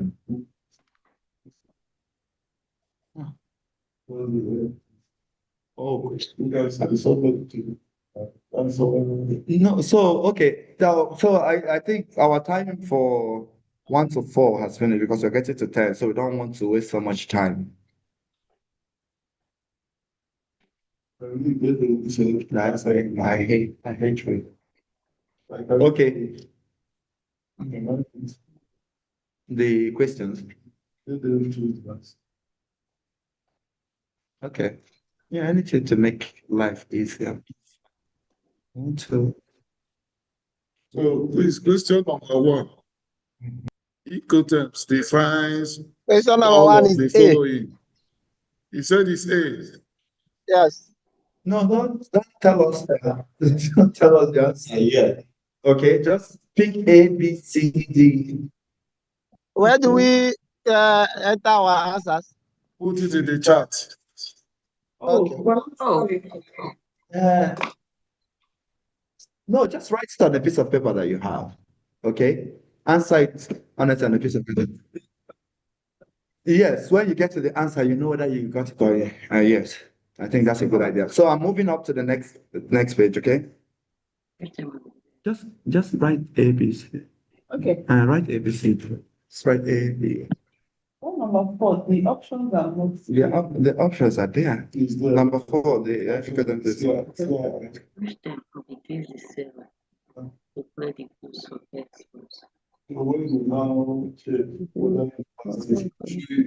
Yes, the answer is waiting for.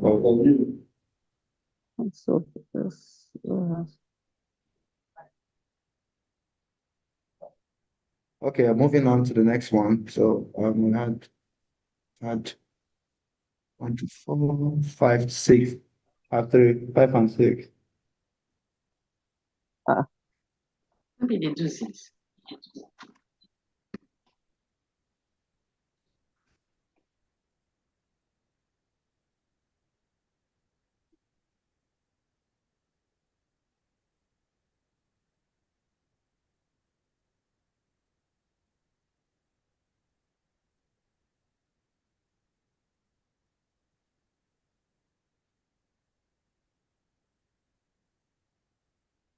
Are we all submitting? I thought when one person has gotten the answer, the lecturer will now correct, we move ahead.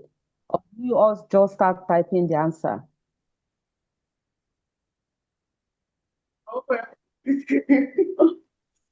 Five, six.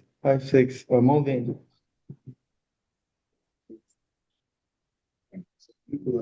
The answer is it's good. So in the chat. You. Someone will say 1, 7, 8.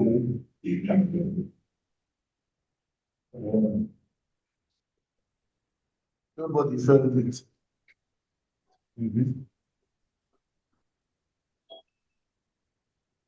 I'm not very rich.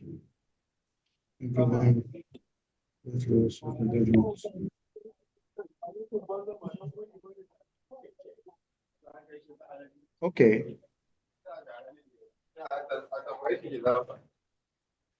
Number 10.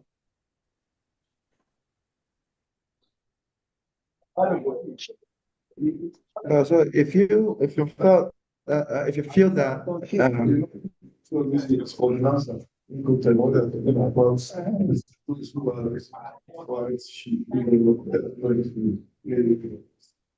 those who normally just beginners. okay. So for the answer, number 1. Yes, I don't know. So mark yourself. But it's yes. Score yourself, please.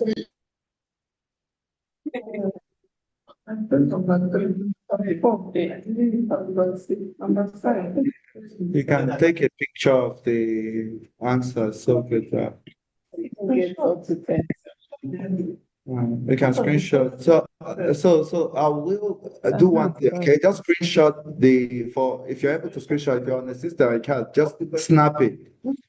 Okay, so I'll move back to the questions. Okay, so that it will make sense when the answers. Number 1 to 4. Have you snapped? Moving. 5 and 6. Okay. And 7, 8, 9, 10. So the question that is look at that. Good. And 7, 8, 9, 10. Okay. All right. So the answer to the question. Okay. Oh, congratulations. Yes. Congratulations on to all of us for doing very well. So, in conclusion, ecotests are essential part of international trade. By correctly applying Incoterms, business will enhance clarity, reduce risks, and staying up to date with the latest Incoterms to ensure great clear communication between trading partners. Make it easier for them to leverage it to be very efficient and effective. Thank you so much for listening to this class. I would impose a 10 minutes break so we can get our. Oh, start at 12 o'clock. Oh, okay. So 12 o'clock. Yes. So we'll start again by 12 o'clock. Sorry. So yes, sorry, before I run away, is there any question or anything I can do?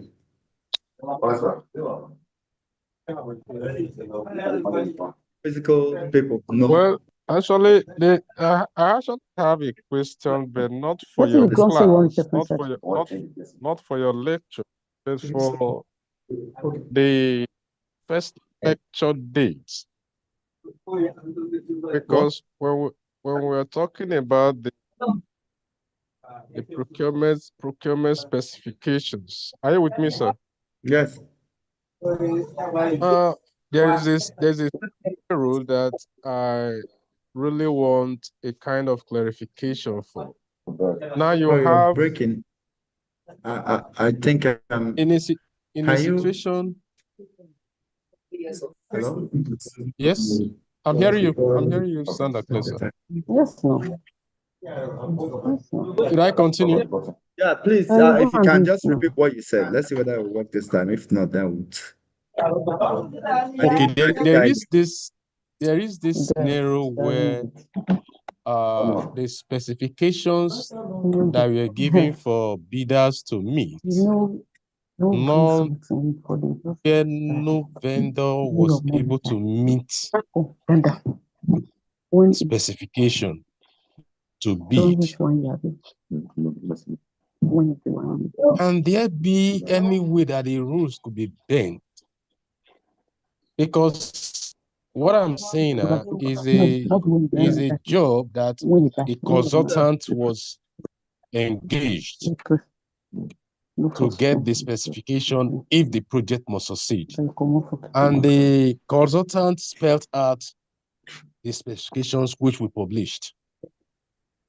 None of those people was able to meet up the specification. Not be smart, you know. Where my brother, not be smart, now. Esther. Now. Sorry. Sorry, let's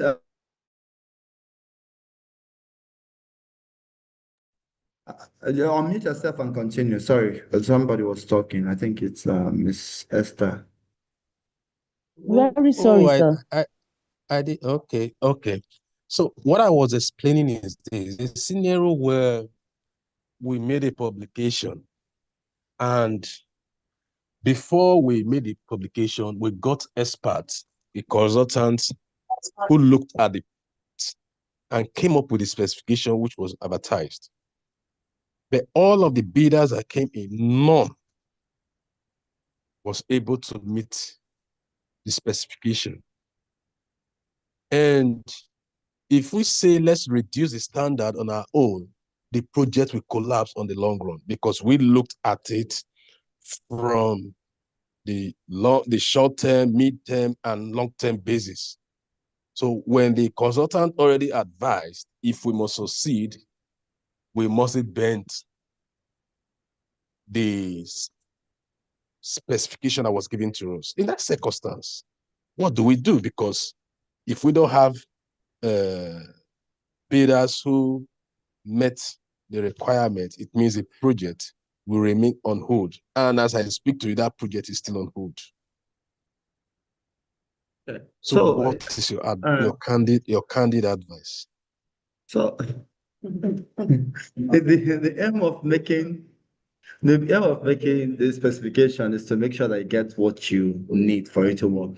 So there are parts that I don't know how much you can share, but the thing is, if you've advertised it and are the people bidding local? Are they?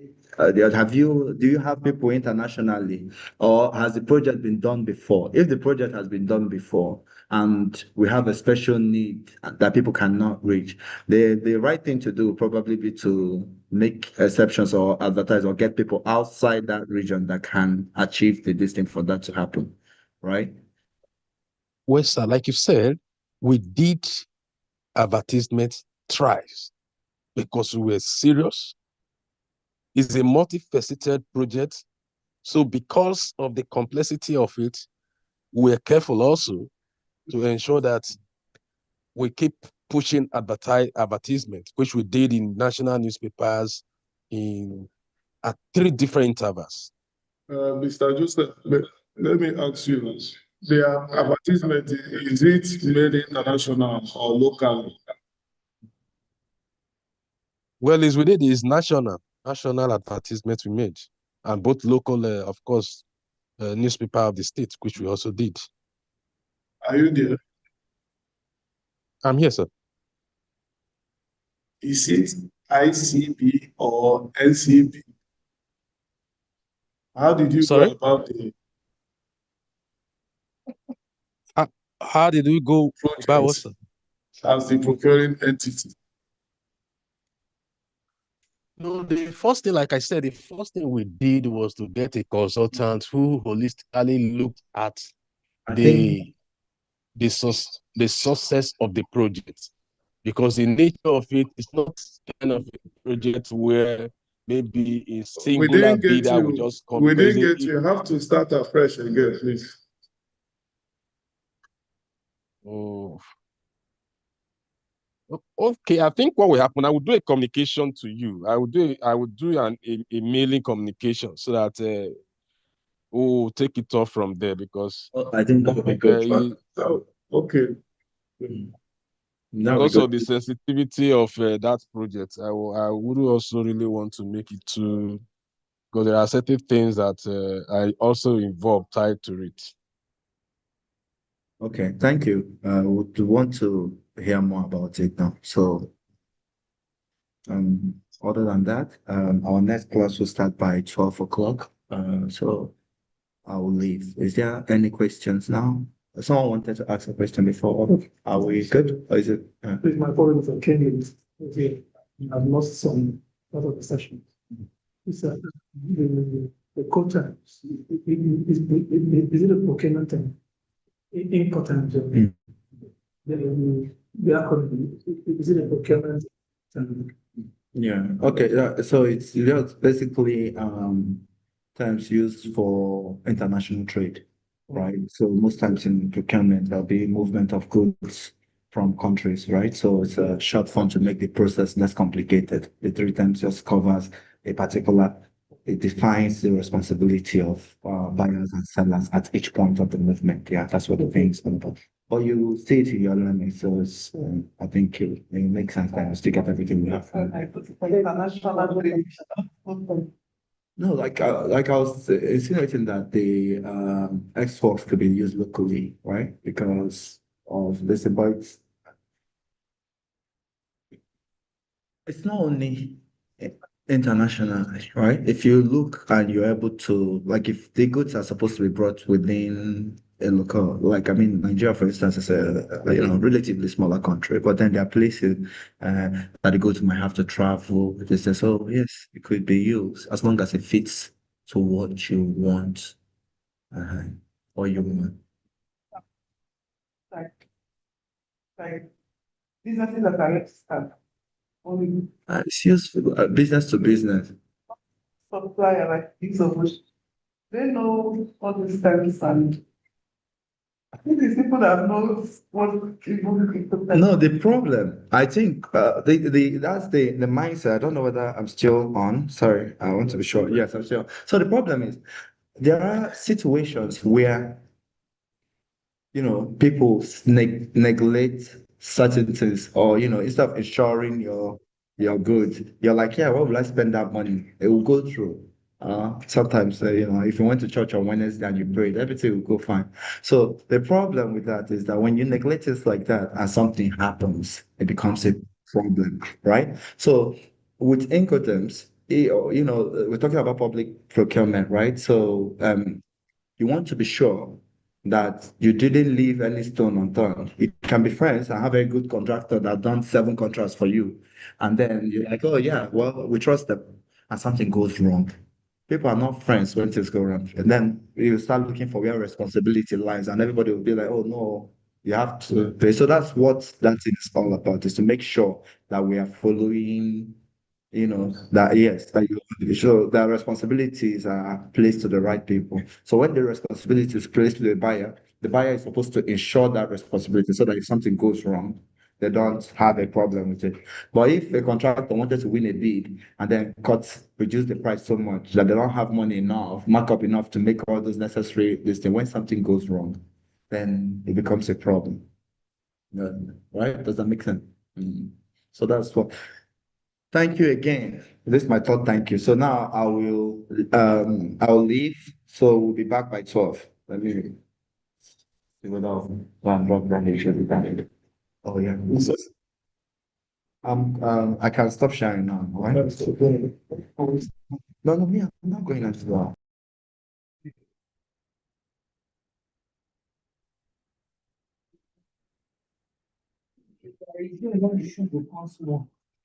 Okay.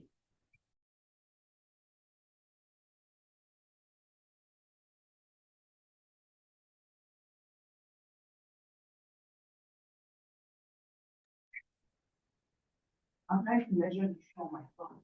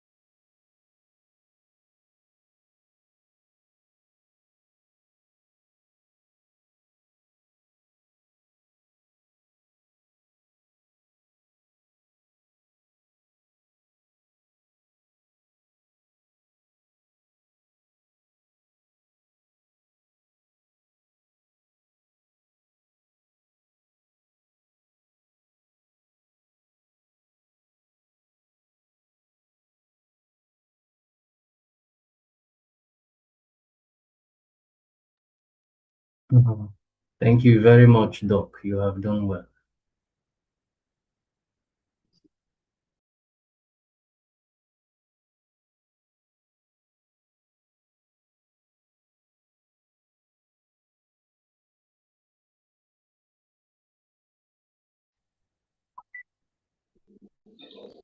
Thank you very much for a well-simplified lecture. Thank you very much.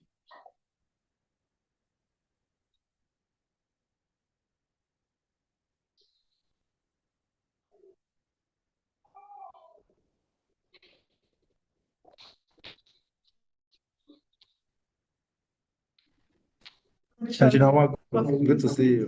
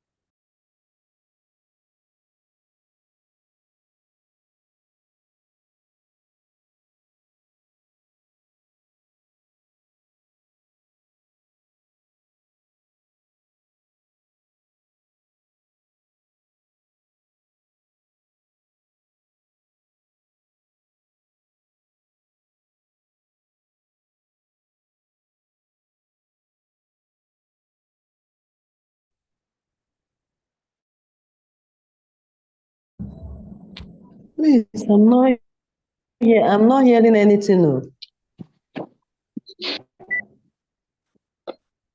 Welcome back. Welcome back, Ma. We will soon start. We're starting in 2 minutes.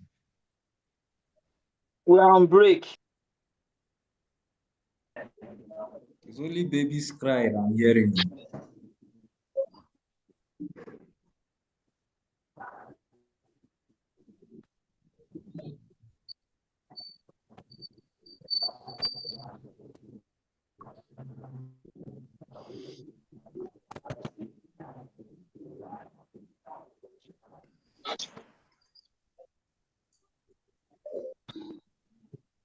Please, what time is the next class starting?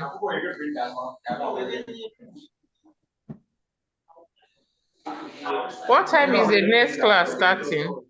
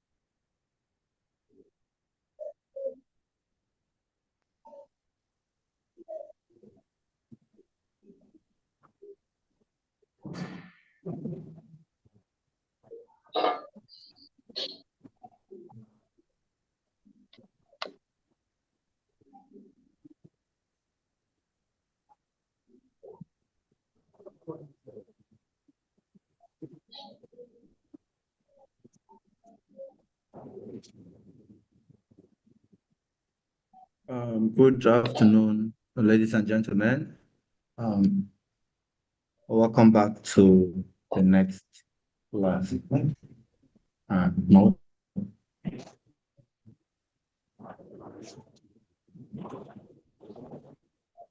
Sure. Good afternoon.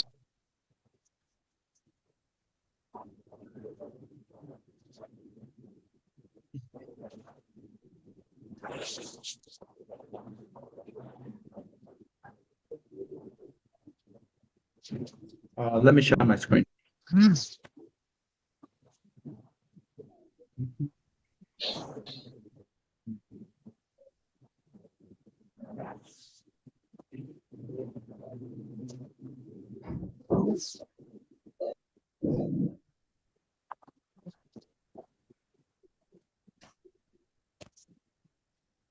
So,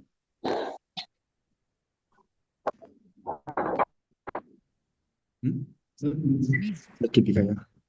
So, big enough. Okay. Good afternoon, ladies and gentlemen. Welcome back to our class. This is also still Module 3, Section 3, Structure of Technical Specification and the Roles of Procurement Officers. I am Ikechukwu Eze. Don't mind the name on this. It was my colleague that was supposed to take the course, but he's unavailable, so I will just continue. So we have, at the end of the lesson, we'll understand the importance of technical specification and the features of way to prepare technical specification. Jamaica, can we mute everybody then so that I'll just sound.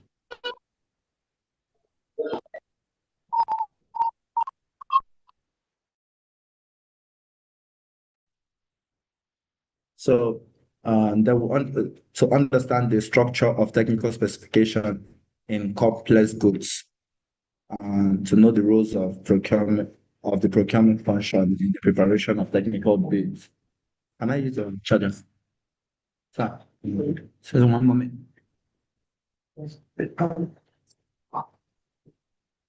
Sorry. Yes. So dive straight into it.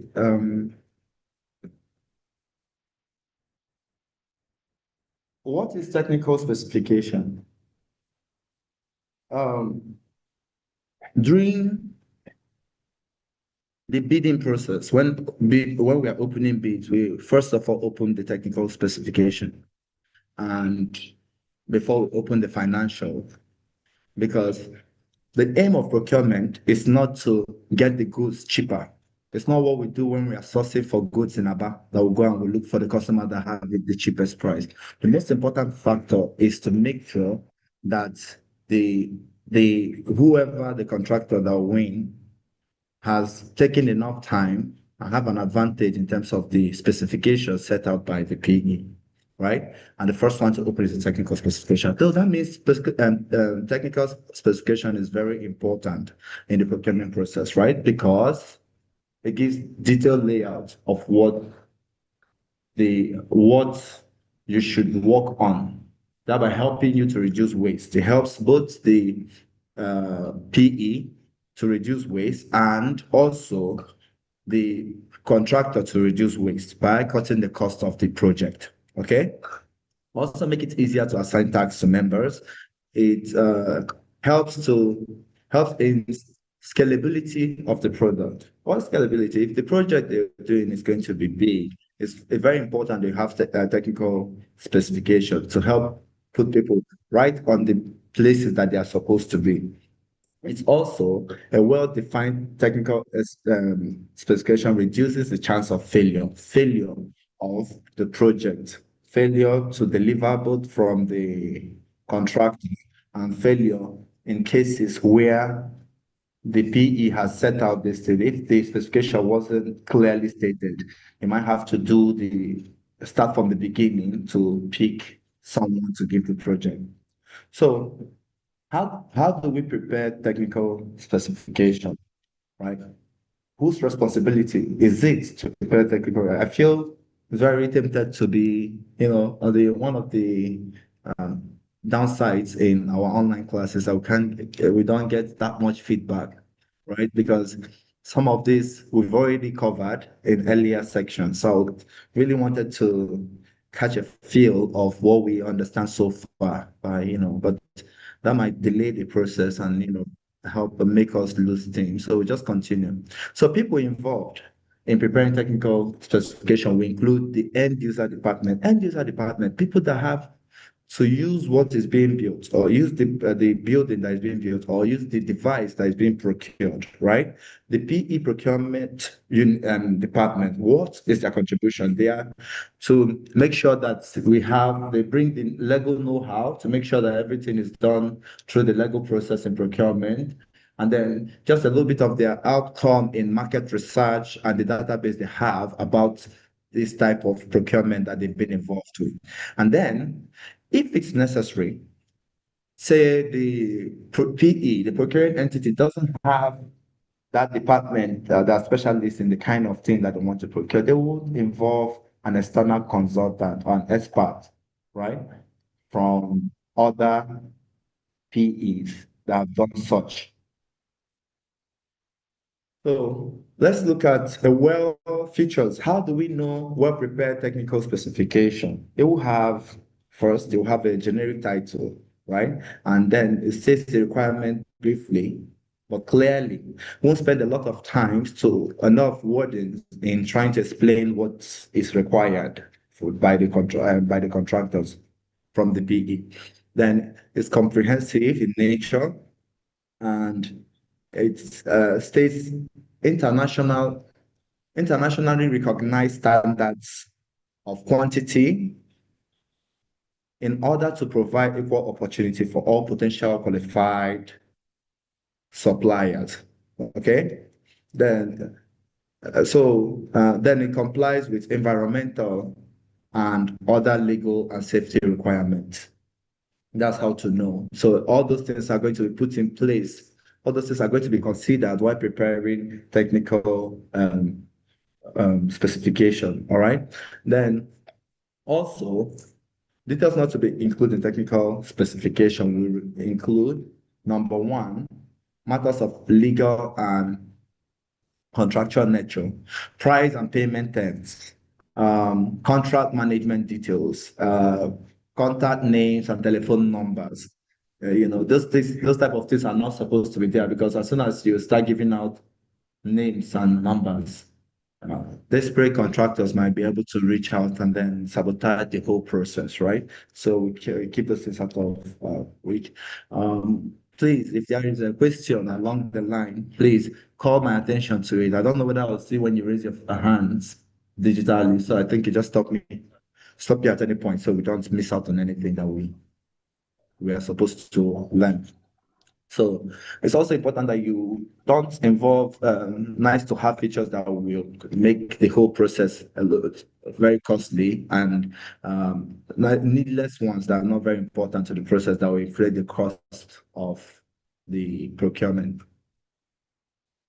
Structure of technical specification for simple goods procurement.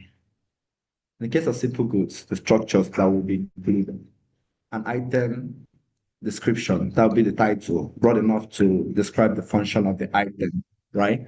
And then materials, physical dimensions of the item, quality standards, packaging requirement, right? So if goods are coming, you want to order things that are fragile, it has to be in a very good package so that it doesn't have issues when it's being transported, right?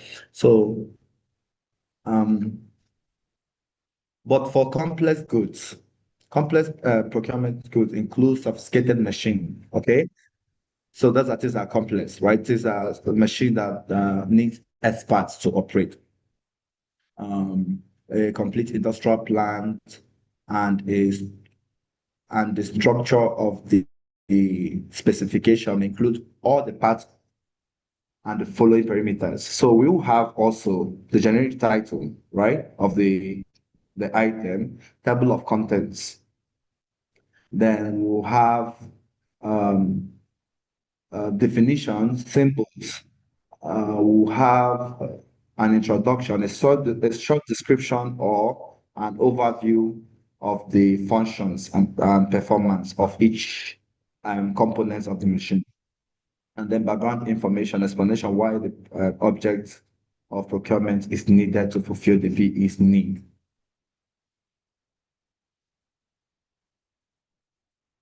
For complex, yeah, so there are scope of requirement.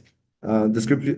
So an example would be description of what the supplier must supply, including the required performance output. Any training requirement needed by the PE staff in order to use these complex machines, right, will be stated. And in most cases, if you're getting specialized, if the supplier would include a training period for people that are going to be handling those goods, right? They will have their own personnel of people involved to train people with the PE on how to use those equipment, right? They might also set up a period of time that they will help service those the equipment up to the time that people in the organization now knows how to do it. Then the needed spare parts also and special tools will be included. Any energy or other services not on site, which the contractor will require to provide, will also be stated.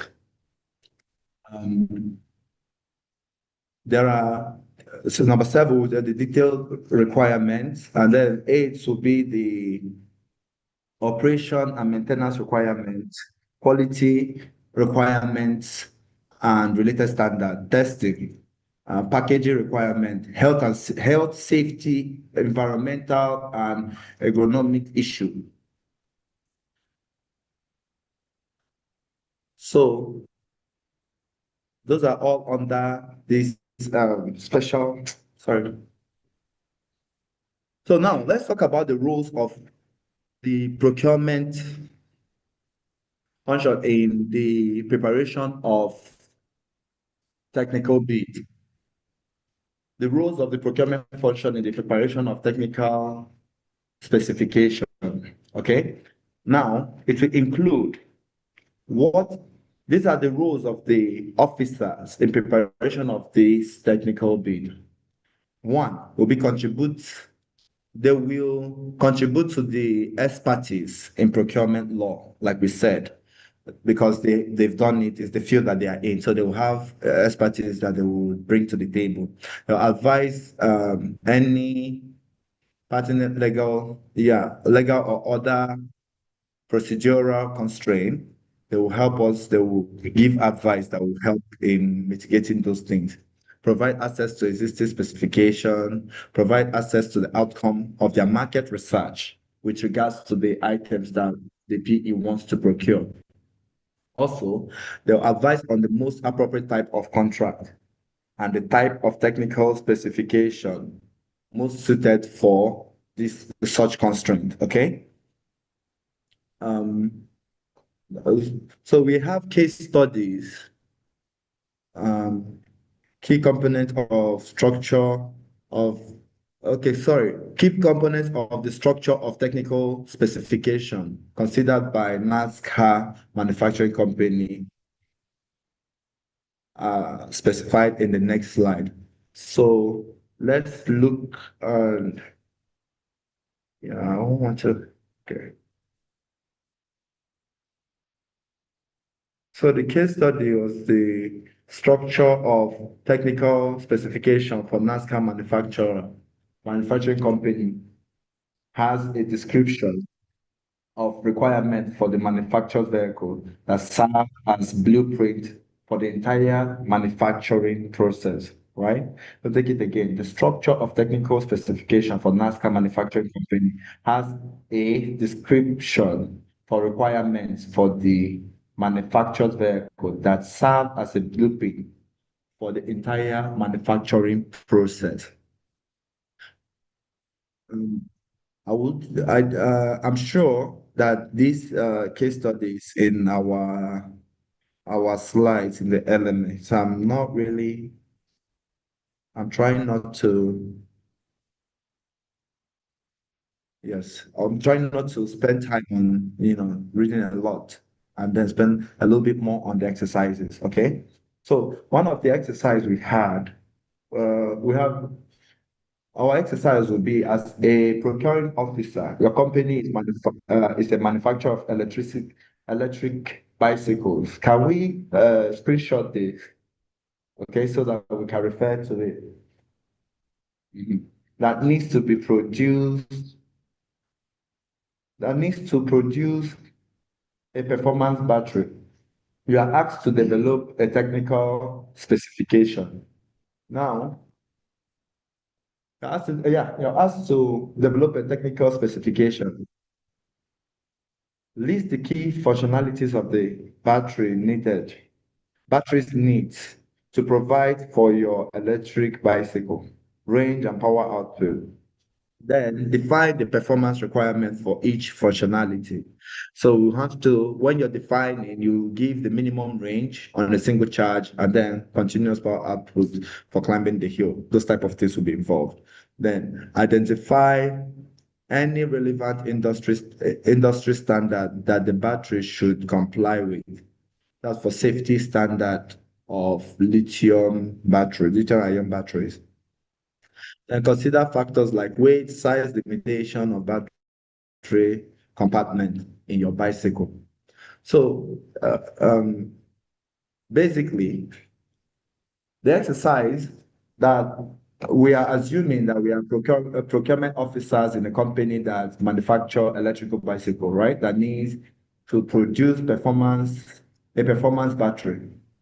Okay, so when you're asked to develop the what's it called, technical specification, we've given you pointers of things that you're going to be looking at when you're stating it. So, functionalities of the battery, range and power outputs, defining the performance requirement for each functionality, right? Then identifying any relevant industry standards. So you want to have something that you're comparing with.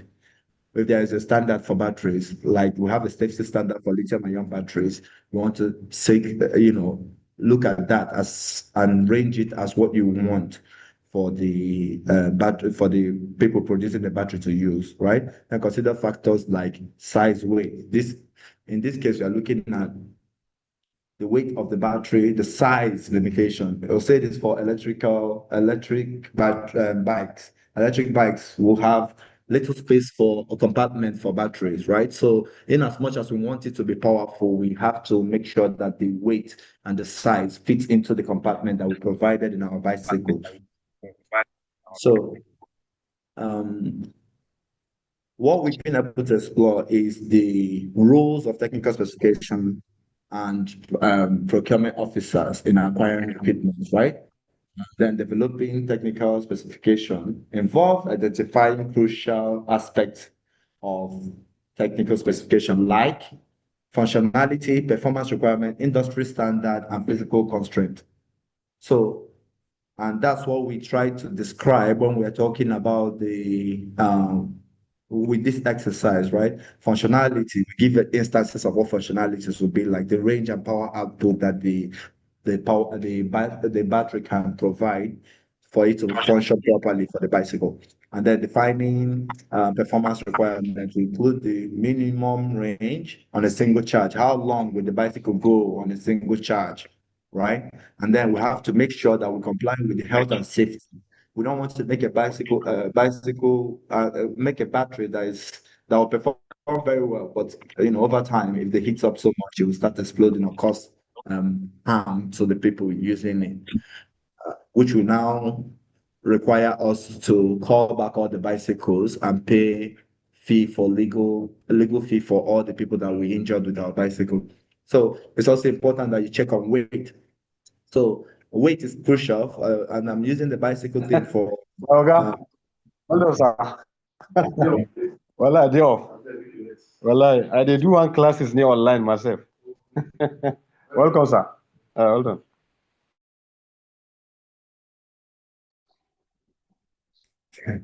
Yeah, so now factory got like the weight and size. Please always look whether you muted yourself before you talk, so we don't hear your business. So you will consider the size because the bicycle will be produced with a particular compartment where the battery was supposed to be in. So those size, the dimension, length, breadth, and height of the battery will be put into consideration when asking the contractor to get the batteries, right? Then the weight will also be listen because you can't put something that weighs 50 kg already on an electric bicycle because it'll make it almost impossible. It will drain the battery when it's moving.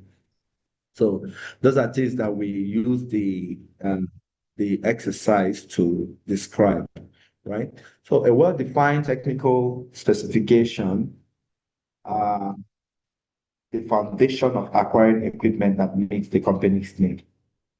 Procurement officers play a key role in development and utilizing of technical specification. They evaluate bid based on specification, considering the factors like functionality and cost. Effective communication is needed when suppliers go through the process. We have to have a space for the procurement officer, and the contractors to explain and describe things that they might not have understood, so that we don't make a mistake in the supply, which will cause waste of materials and waste of time and legal issues. So my questions in this one, unfortunately, fortunately, this time the quiz we have, our question will be one. What are the typical questions included in technical specification document? Easy question. Don't have easy answers. Then how does communicate technical requirements to potential suppliers? What are some challenges a procurement officer might face that are related to technical specification? 3 questions that we all know the answers to because we've been very attentive and we know this thing already. But that's questions that I want you to screenshot. And then when you are looking at your elements, in fact, I like to give expo. When you're looking at your elements, you put these questions in your mind, all right? So that if you finish it, you should be able to answer it because there'll be exams coming, right? Yes.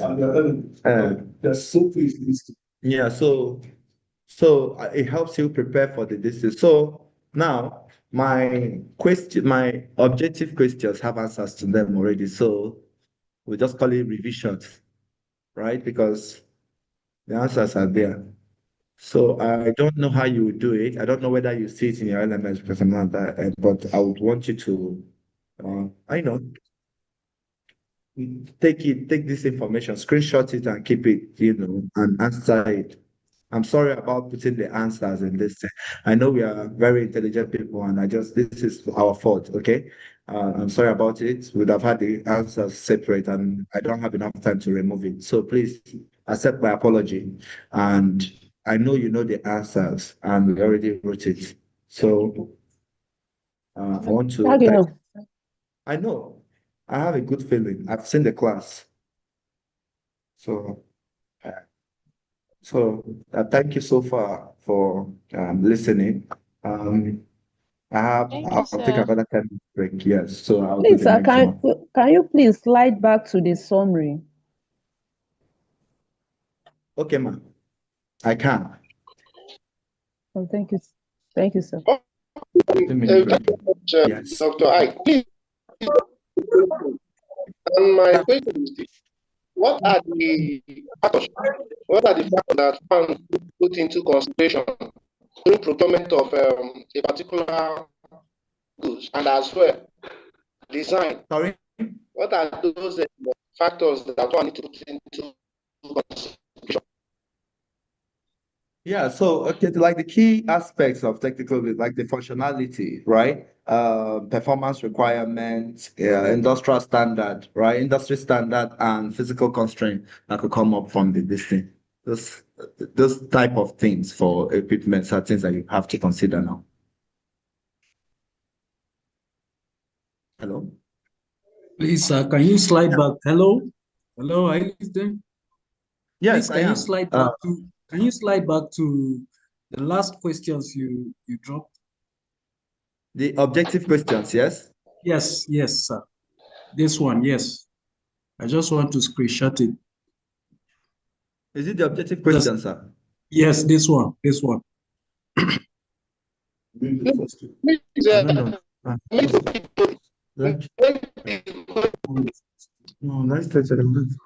Hello? Oh. Hello? Sorry, yeah, I don't know why. I mean, I can hear you, but sometimes it breaks and makes it difficult for me to comprehend what is said. But I'm talking about the objective question. The last from 5 to the end. Fine, metal. Okay. Hello. Sorry. I know you're asking about the question, so I don't know the one because it keeps breaking when you're trying to explain it. It said the objective, from the 1 to the end. Objectives. Okay. That's what I thought. This is 1 to 4. Just take a picture of it so I can go to this thing. Okay. And then this is 5 to 10. Excuse me. All right. Thank you so much for everything. Sir, Thank you. Thank you so much. Let me take 20 minutes.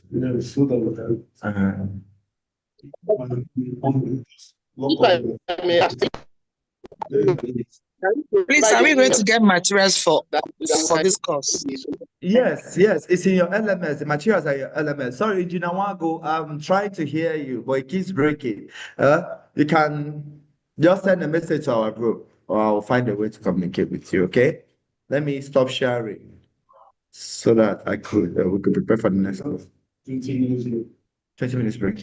Please, we have 20 minutes break. We start by 1:50, please. Just walk around. 12:50. By what time, sir? Is noted. Thank you. 20 minutes break. We start by 12:50. So if you have lunch, you take your lunch now. So by 12:50 we come back. Those who have gone for lunch now, even before the class, they will come back and start asking questions. We've not started. Good afternoon, sir.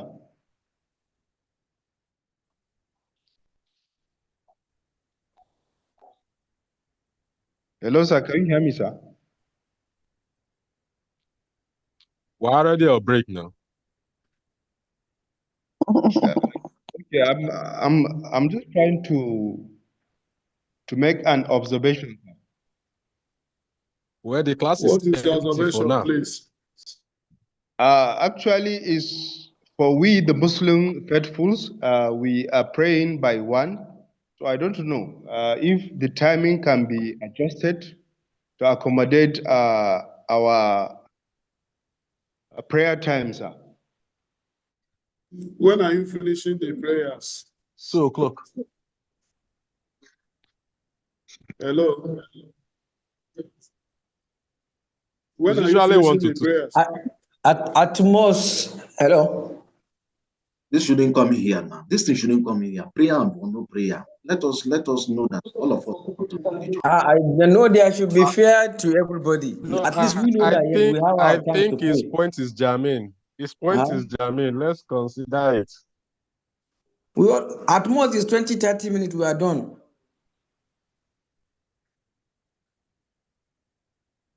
And call the lecturer now. Let's do the lectures now. So by 1 we stop and go for mosque. Okay, just hold on. Let me invite the lecturer back. Some people have left, so that's another one.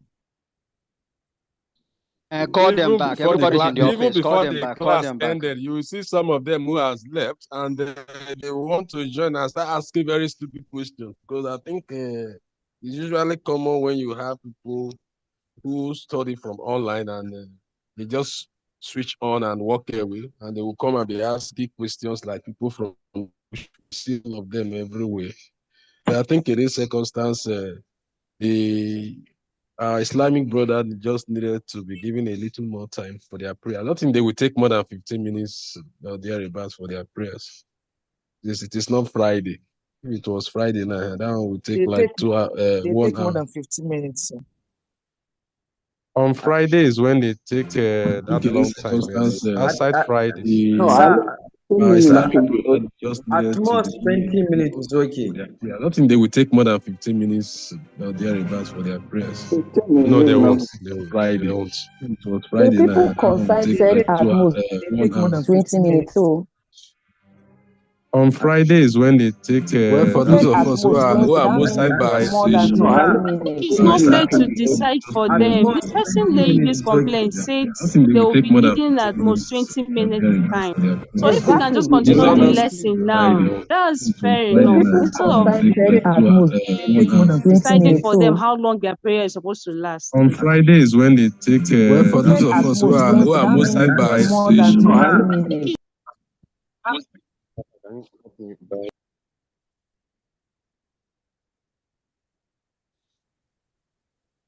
Nothing anyone can do now. People have gone on break. When they come, was rather wait or just suddenly.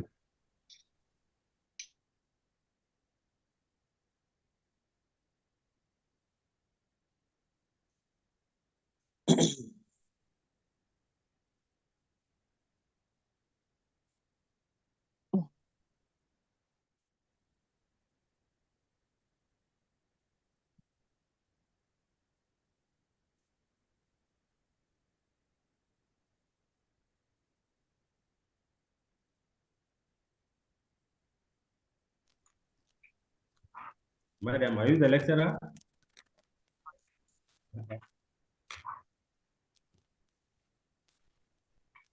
My brother, I thought you have gone for prayers. You are still seated there. Okay. Thank you. Yeah, the one we are waiting for. The moment you are done with your prayers, we are starting almost immediately. So you people are keeping madam waiting. Thank you very much. Thank you.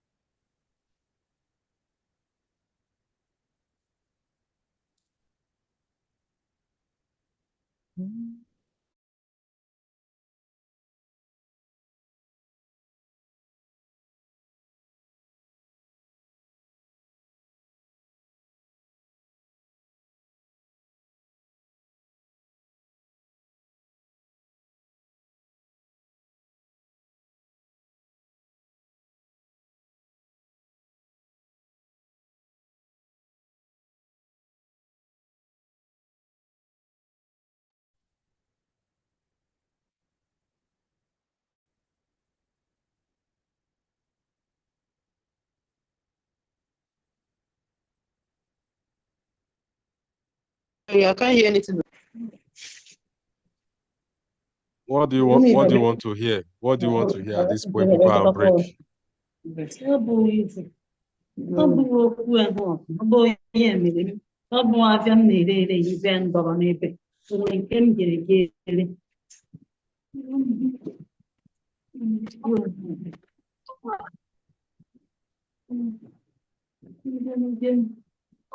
Ebe nye ọma nke m abịa sabịa ọnụ.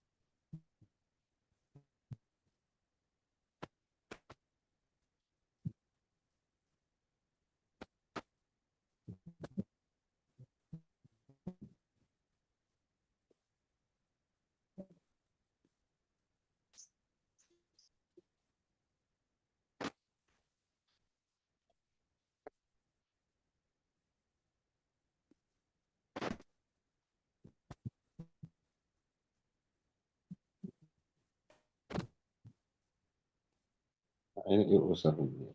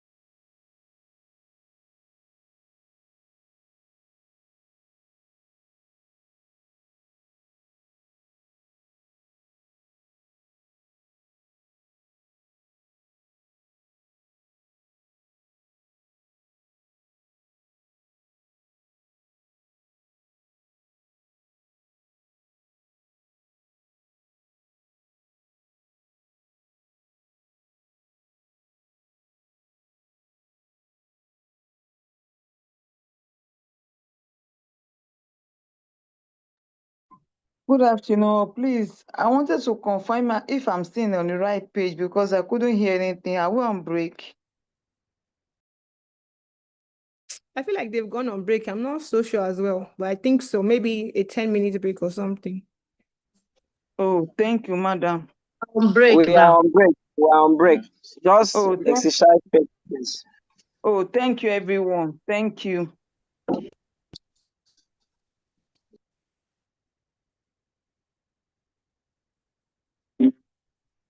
I shared a link. That thing that Deborah was talking about, one training by Hello. Hello. Hello. Anyone hearing me? Yes, we can hear you. Please, I just want someone to do me a favor. If anyone, that time that there's a lecture that was lecturing on Incoterms, there were some questions that he solved after that one. The lecture No, the man just displayed the some question. questions on. I could The not man speak it, sir. So anyone You that see why it is always good to be on the when you say online. Online is for you to have leisure. For most of the questions people come here to ask are very annoying. You just come here and be asking. If you were in class. Uncle, calm down now. He say he need a favor from us. Anybody that have answer to his favor, now they will respond. The way you are responding is too harsh. Please. They will. Please, Please, I was in class. we are all adults. Hello, sir. Please. With due respect, sir, I was in class. I was there when the questions came out. He said we should snap it. He said we should snap the questions and the answers. My phone was hanging. Yes, I can't even At least, screenshot it. So at anybody least that has people it should be can considerate send it. because we know that Calm down, network calm down. is a Everyone is challenge in considerate. different areas. Network Calm is down.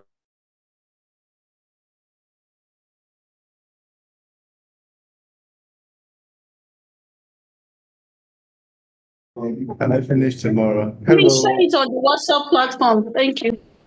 Yes, they will do that, madam. If we have it, we'll do it. Please, we just need a favor from us. Every one of us will pass by God's grace, please.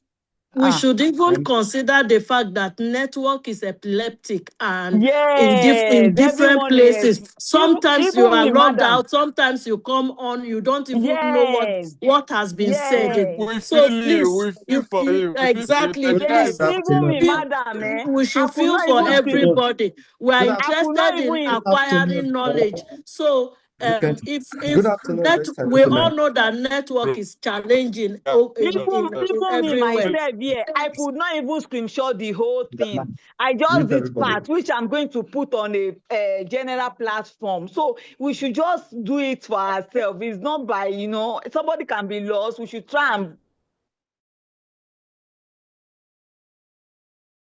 Good afternoon, ladies and gentlemen. Welcome back to our class. Let's continue now. Okay? All right, sir. Yes, sir. All right. So I'll share my screen. Yes, sir.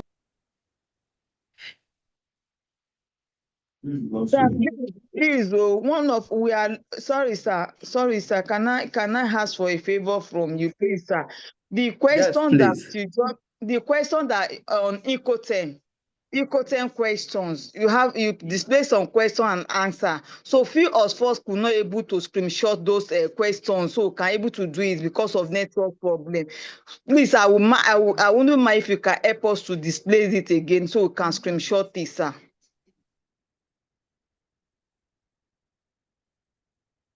Okay.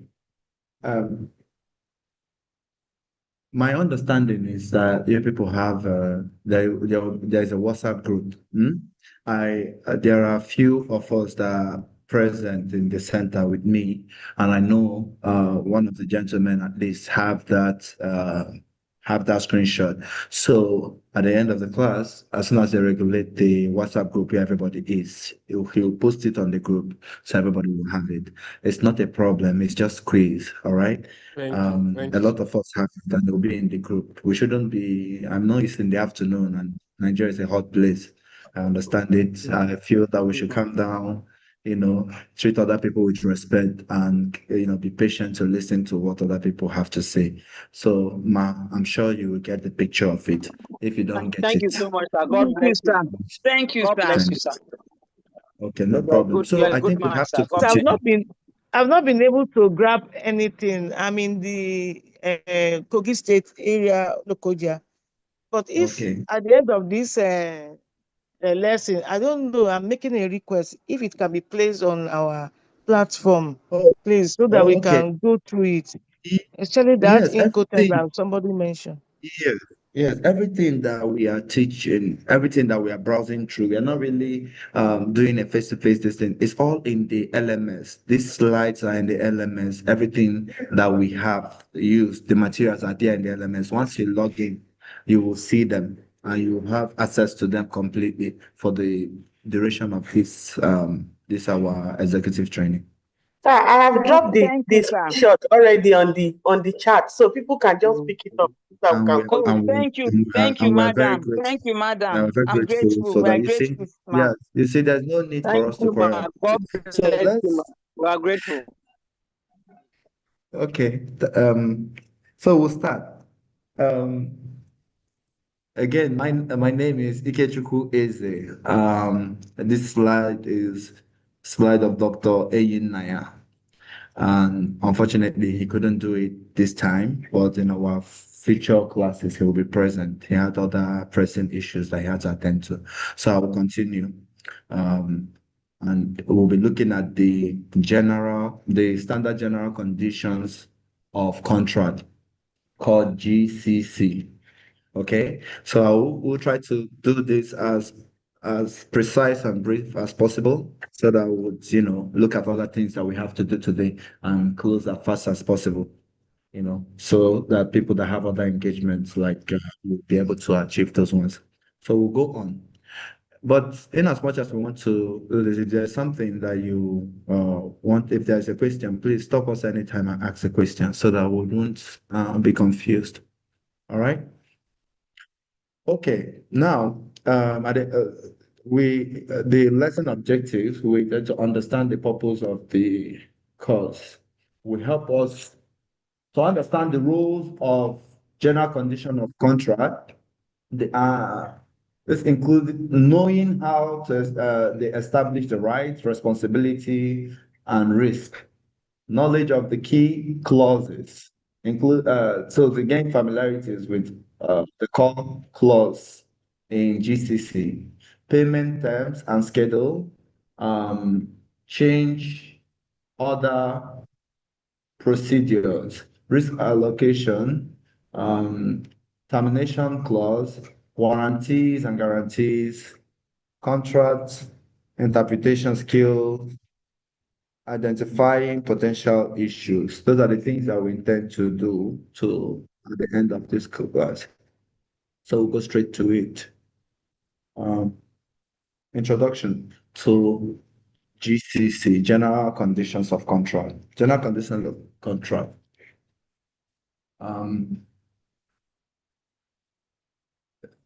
Are the set of standard contract clause developed by the World Bank, okay? Clause are applicable to procurement of goods in international procurement. They also form part of the documents in the sales contract and must be edited or modified. I must not be edited or modified. Sorry. So, what do we have?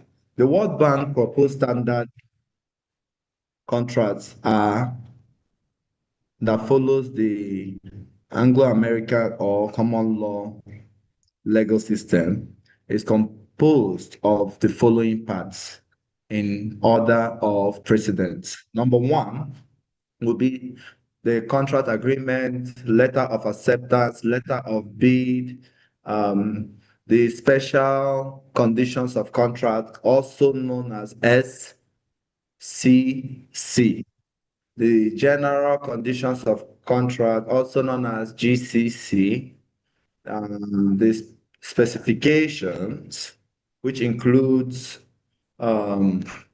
schedule of requirement and technical specification, and then any other document listed in the SCC forms this contract. This is not moving. Okay. Oh, land. So the entire agreement, the documents listed in this in the previous slides represent the entire agreements for the parties. Any other documents that you see that wasn't listed in that slide are not won't form part of this in case of a dispute. The general condition clause covered in these sections are applicable to standard supply contracts of equipment, machinery, and other general supplies. Okay. In the case of procurement, specialized goods like pharmaceutical or textbook, the World Bank has adopted GCCs with additional clause needed to deal with additional added complexities in international intellectual properties right, also known as IPRs. So key clause in general conditions of contract. So we have the definition clause. This we define the terms including contract price of goods, related services, purchasers and sellers, etc. And then in the case where we have joint venture, that the joint venture will definitely appoint a leader or representative that will be representing them in terms of receiving payments and communication with the PE. Eligibility defines who is eligible to be, who is the eligible bidder, and for the PE. Then what are the countries of origin of goods? What countries of origin can the goods come from? So key special SCC clause will include for payment.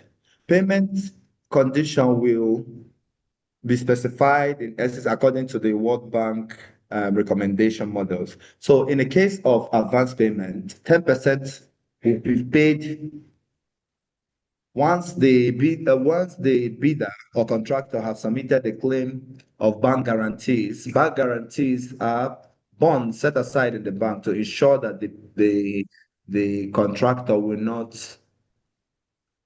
accept if he gets the bid, will not reject it, will not reject the contract, right? So that's 10%. Once they can show a guarantee, bank guarantee, that the 10% can be given.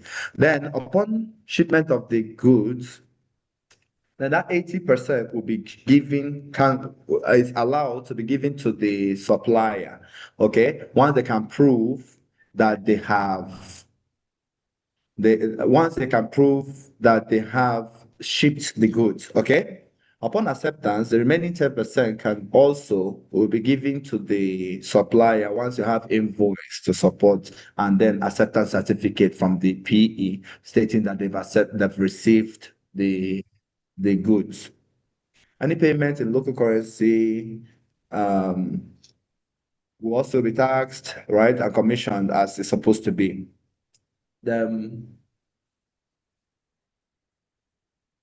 So still under the payment, the notice of exchange between the parties shall be written shall be in written form, right? So, and then there have to be a proof that the other party received the information, right?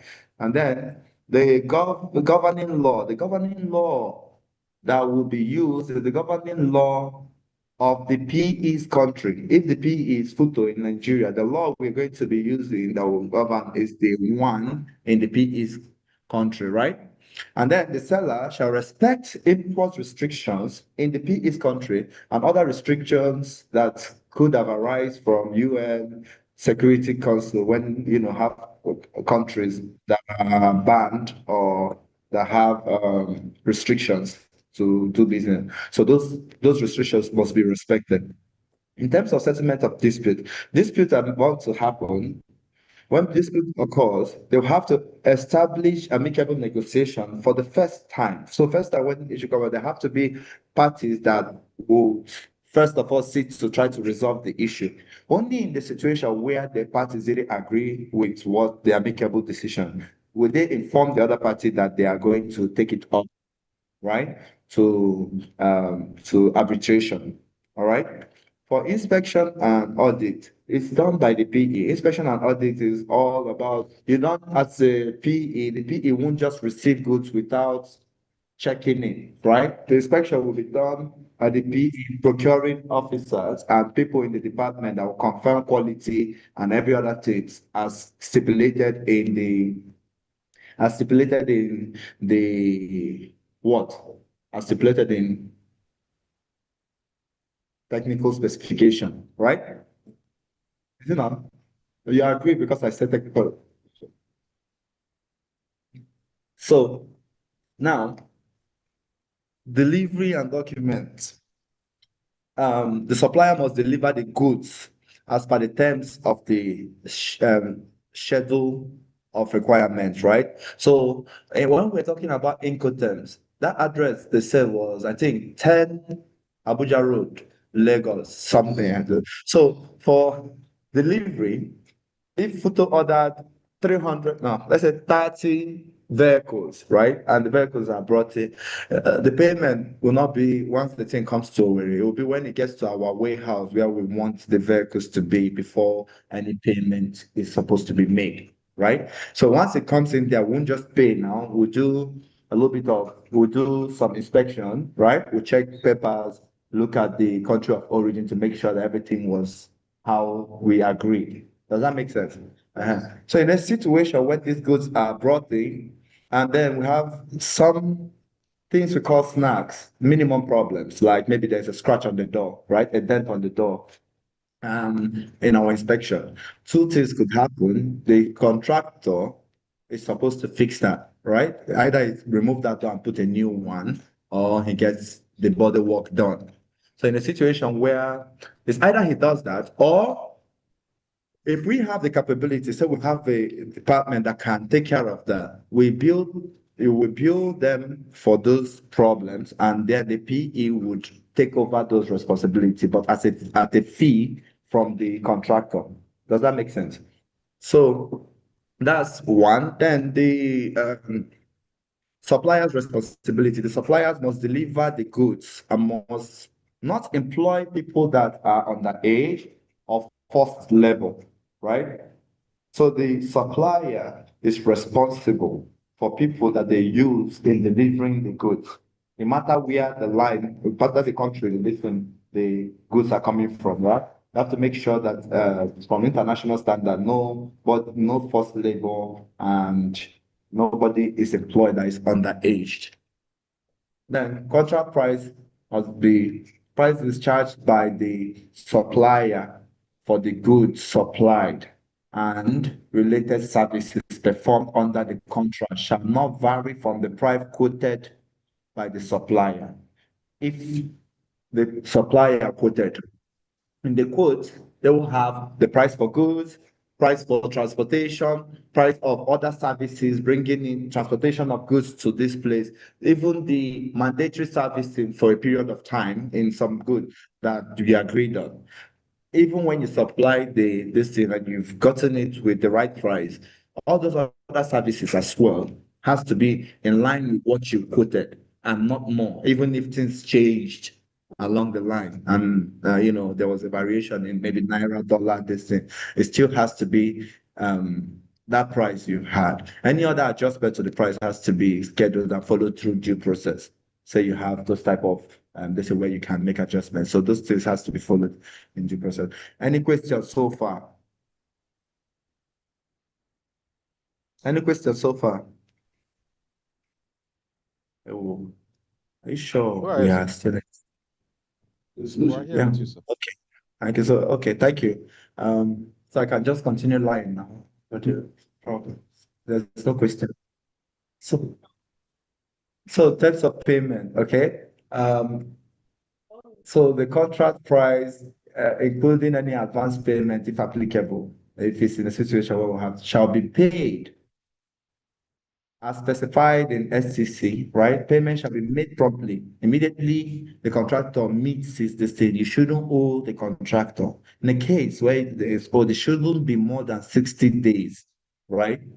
It should be more than 60 days. This is how the book said it should be, right? I know ideally, sometimes the contractor finishes the this thing and then then there will be a change in administration and then the contractor will be in serious trouble, right? So technically, it's not supposed to be that. Then there is a tax and duty spelled out by the PE standard condition concerning tax applicable to foreign and local bidders like custom duties, etc. Any refinements are specified in the SCC. Okay. Now, performance security. So, what is performance security? It's the money, okay, let's set aside, right, to make by the PE to that you're holding on to make sure that the contractor finishes properly, right? So, if required, as specified in the SCC, the supplier shall within 28 days of the notification of contract hour provide the performance security for the performance of the contract in the amount specified in the ECC. So if the work is done and now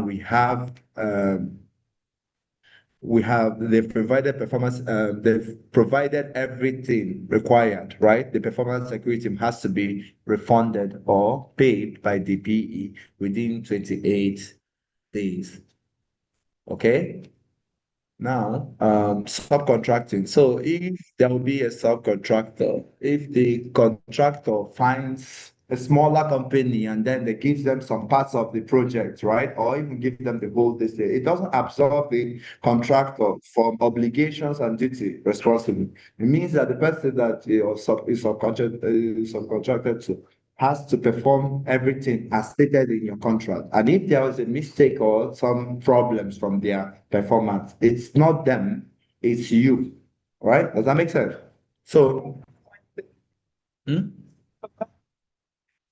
it's because a subcontractor is not, so as a PE, I give you bid for a contract and you win the contract, right? And then we are paying you to do this, and then you subcontract, get another person, and you're like, so like say, okay, you're going to do some part, maybe not all of them, I'm giving you to do so they say it's your deal with them, not mine.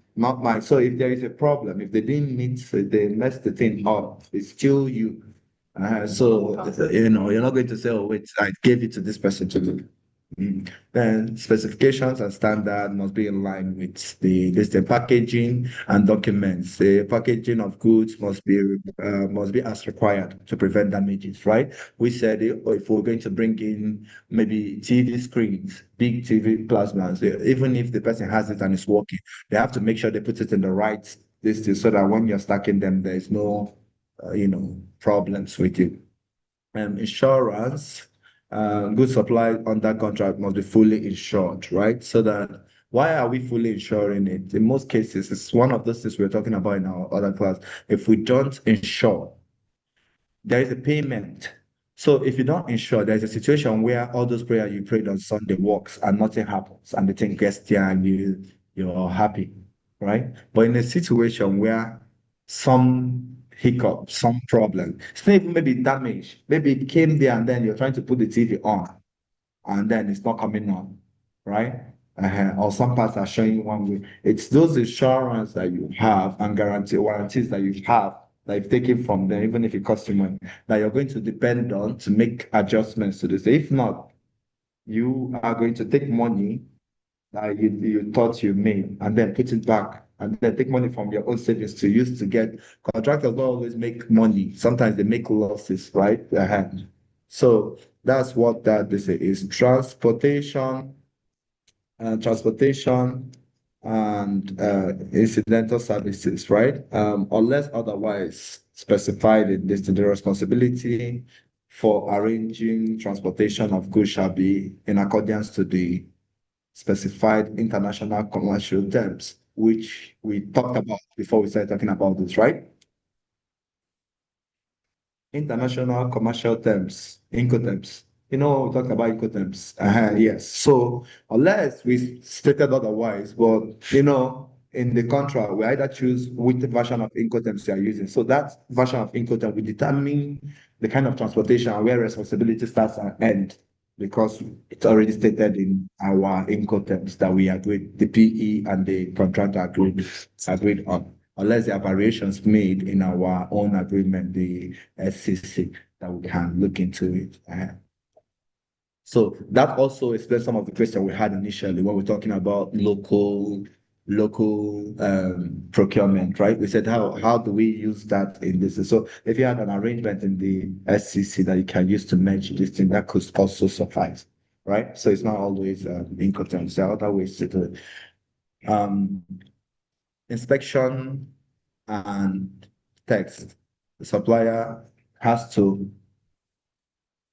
shall at its own expense and at no cost to the purchaser carry out all such inspections, right? The supplier's responsibility to inspect it, right? So if you want a contract and you wanted to buy, now it's not the buying directly, it's now the contractor buying. So if the contractor goes to buy, it's his responsibility, the contractor's company's responsibility to make sure that they do the inspection on those things, right, before they bring it to Federal University of Technology, for instance, right? Because if they brought it here and then we are checking it and it's not good, it's still their responsibility and their cost. So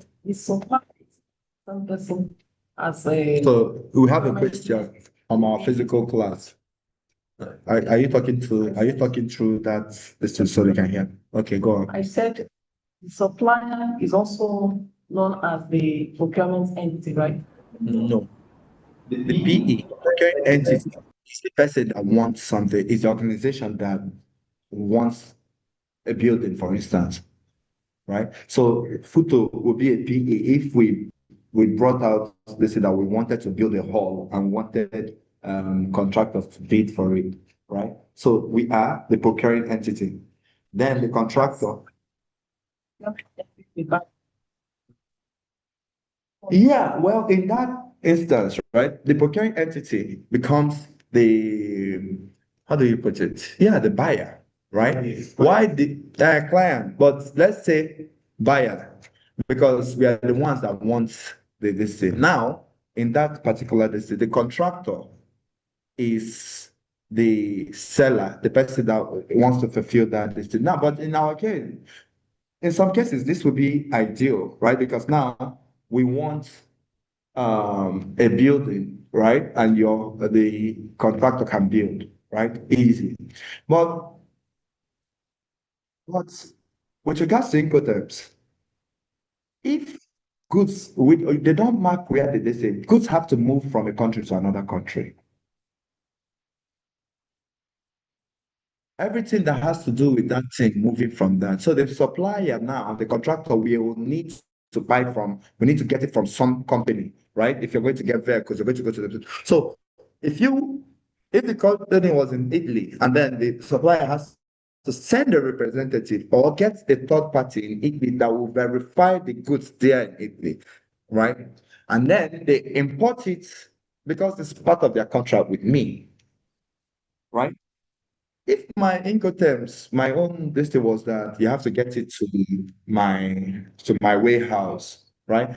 It's not me now that is dealing with the company in Italy. It's the contractor dealing with the company in Italy. You see how that kind of shifts with this thing. But ideally, for this code, PE are the client, right? The person that starts off and provides this SCC document that you're going to use to bid, right? Is the person that owns the contract, right? That wants the distance. So everything along this thing, right? So in another case, because this is what I was saying, in another case where we have to use Incoterms, right? And we agreed, maybe X works. Now, the buyer, me, the contractor, now has to deal directly once the goods are ready in the warehouse that we want it. It's now my responsibility to go there and deal directly and collect it once the contractor's work has finished, which is to see my factory, I brought it, I packaged it, is here. load, carry, do whatever. It's your own responsibility and deliver. Yeah. So that's how this thing works. So kind of, depending on the B2B that we're looking at, or the variation so far. Okay. So inspection. Which other one can we take? Warranties, right? Warranties are important. So if we are supplying, say, laptops, right? And the job is to supply 3,000 laptops. That's what the contract was. And you're not HP. You are a contractor. You bid, you go find out how to find this thing, find the best way to get it to be cheaper for you. You put that in your contract so you can be competitive. It's still your responsibility, if it's that much a bulk, this to go to buy it from people that can give you that warranty, that can cover you with that. Because if you're not as your own insurance, because if you don't have that warranty, you don't have that power of warranty, and you buy it, and then you can't expect that all of them will be fine. So there might be a situation where a couple, they are not running the software. So what you're going to do is to take those ones with your warranty and then get replacement. But if you go and get it because your brother does this business and has it, but you don't have warranty, but you're depending, you go, you take it, and you pray on Wednesday, and everything works out well, and then no problem. But when the problem comes, it's not from your money, because you don't have insurance and warranty to cover, that you're going to use to replace. And your prayer will be that it's only two that it will happen to, because if it's 2,000, that car you wanted to buy with the money starts disappearing. So yeah, that's the thing with warranty. Yes, you wanted to. Okay, all good. Yes. So warranty is usually for 12 months, right?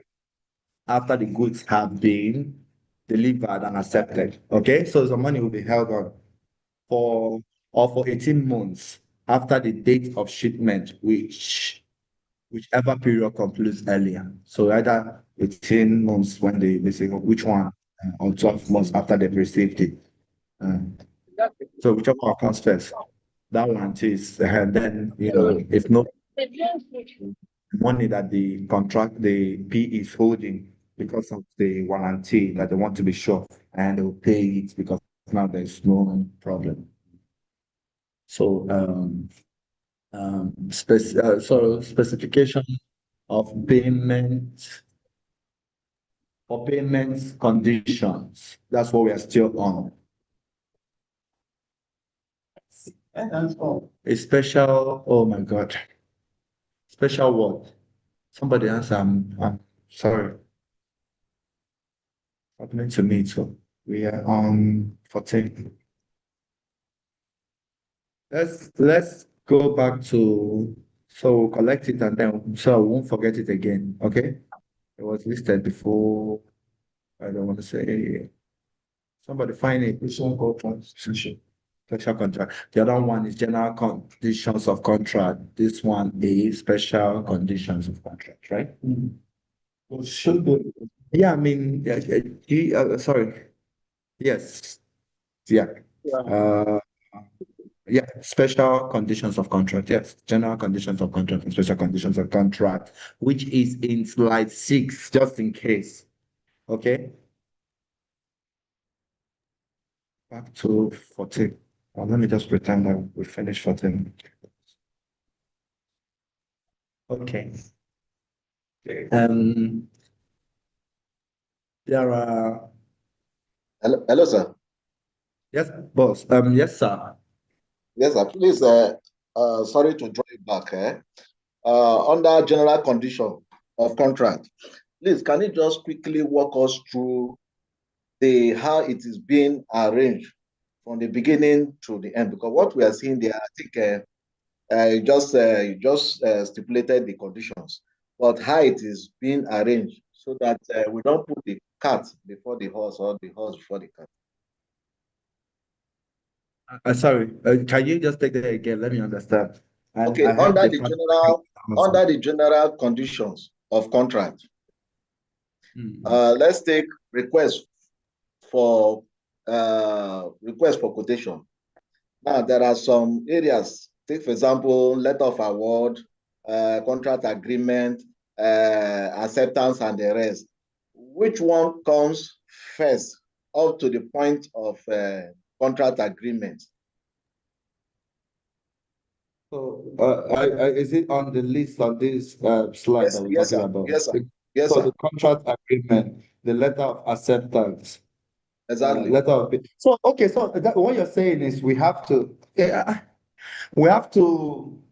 you want us to state how the thing goes. So let's try No, to do because it there's now, always right? confusion at the end of a point of a contract agreement and a letter of award. Issues always come up here. Which one comes first and the rest? Which one? Yes, sir. Contract agreement. You're looking at it now. Send the letter of acceptance. So the question is, what letter comes first inside the file? Letter of agreement and letter of. So can you repeat the question again? Mike. Okay. So let me take it again. Okay. Let me take it again. Under this general conditions of contract, we have contract agreement here, letter of acceptance, the letter of bid, and all of them here. Now, we want to know how these general conditions are being arranged, assuming as a procurement officer, you have been asked to carry out request for.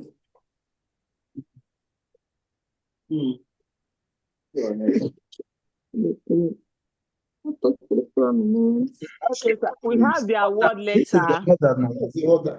After the like now, if I'm uploading on the World Bank portal, the letter of the contract agreement. Hello? The letter of acceptance. That's what I will now have to see when he accepted. Because when you sign the contract agreement, that's when the work started. Sorry, so the agreement comes after the acceptance comes first before the agreement, sir. No. Contract agreement comes after letter of acceptance. Number yesterday. Yes. Who Let generates me the open the contract receipt. So contract Please, agreement. that Let's person on assume mute so we that can hear the we lecturer are. very well. Huh? I don't know who I'm talking. Sorry, I don't know. The last part was for me. So I was saying, right, we have an agreement. The acceptance is acceptance for agreement now that we already have, right? So we're assuming that we are done with the contractor bid for the contract, right? And then we've accepted. So the acceptance is signed now by the contractor saying that they've accepted. Do you understand? So what we're saying is that every contract here, it's in the order that we stated it. That's the order that we are following. Okay, that's why it said that it's composed following parts in the order of precedence indicated in the contract agreement. So the contract agreement is the first one.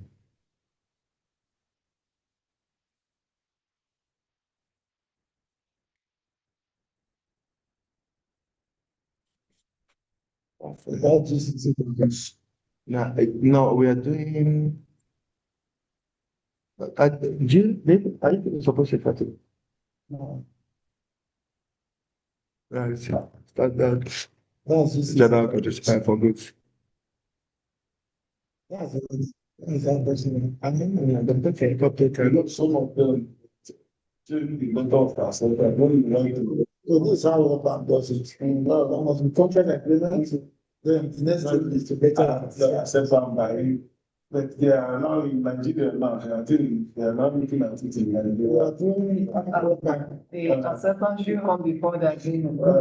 You know, when you accept something like After agreement that you now say that. Accept, they'll give you, when you get employment now, they'll give you your this thing, you'll come and accept it. They'll give you the job offer. You'll come and you accept before you start. I think we need to look at those concepts, the arrangements. That is the arrangement of those letters. We really have to carry look at them again. So, if a is one let them all go and Okay. It's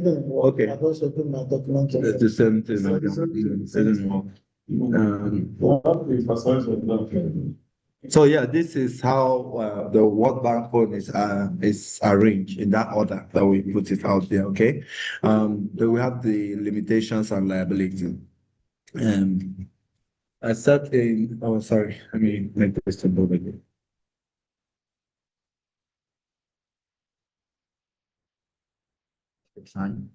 Okay.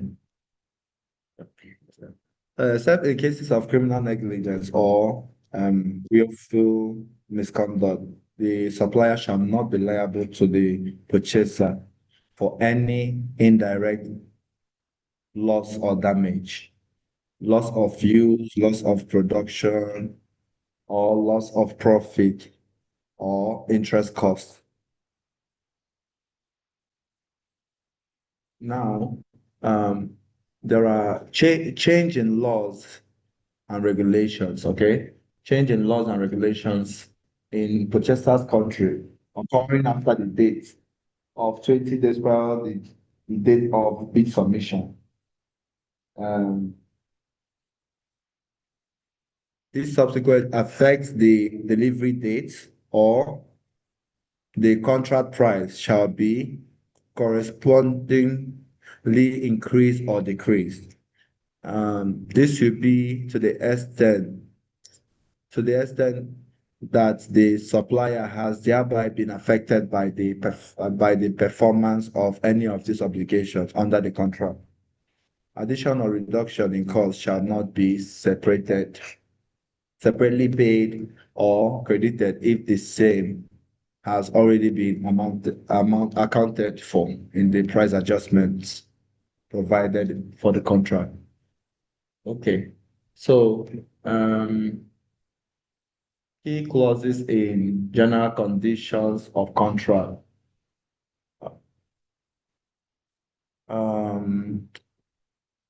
Special means an event of a situation. Yeah. Okay. Its origin is not due to negligence or lack. Such events. Sorry, just give me a minute. Let me. We've thrown it off. Yes. So.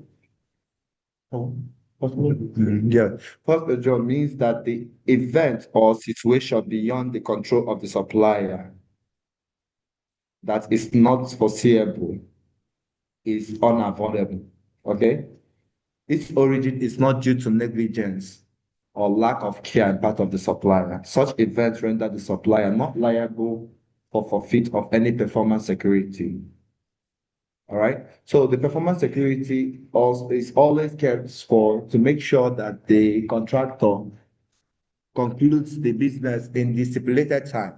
But if there was an act of God that made it impossible for the contractor to deliver, that those performance security will not be forfeited because it's not the contractor's fault for the delay or the failure to perform the obligation, because it was an act of God. So that's what this thing is all about. Then change order and contract amendments. This is still under the general conditions of contract. The purchaser may at any time order the supplier through notice to make changes within the general scope of the contract, typically for quantities, packages, delivery date, and destination, related services, etc. If any such changes occur, an increase or a decrease to the cost of contract or the time required for the contract or the supplier's performance for any provision under the contract. This will cause adjustment. This will cause equitable adjustment shall be made in the contract price or in the delivery or compensation schedule or both, and the contract shall accordingly be amended. So if there is a change requested by the supplier, right? That to either reduce the responsibility or to add to it. Those changes has to also have equivalent changes, equivalent implications to the cost of the contract or the time frame for the contract. Extension of time. If the supplier or its subcontractor meets with a cause of excusable delay, like the force majeure, like we discussed, the supplier shall promptly notify the purchaser in writing for the delay and likely duration and its cost. So as soon as possible after receipt of the supplier's notice, the purchaser shall evaluate the situation and may at its discretion extend the supplier's time or performance, in which case the extension shall be rectified by the parties by amending the contract's duration. So, excusable delay when everybody.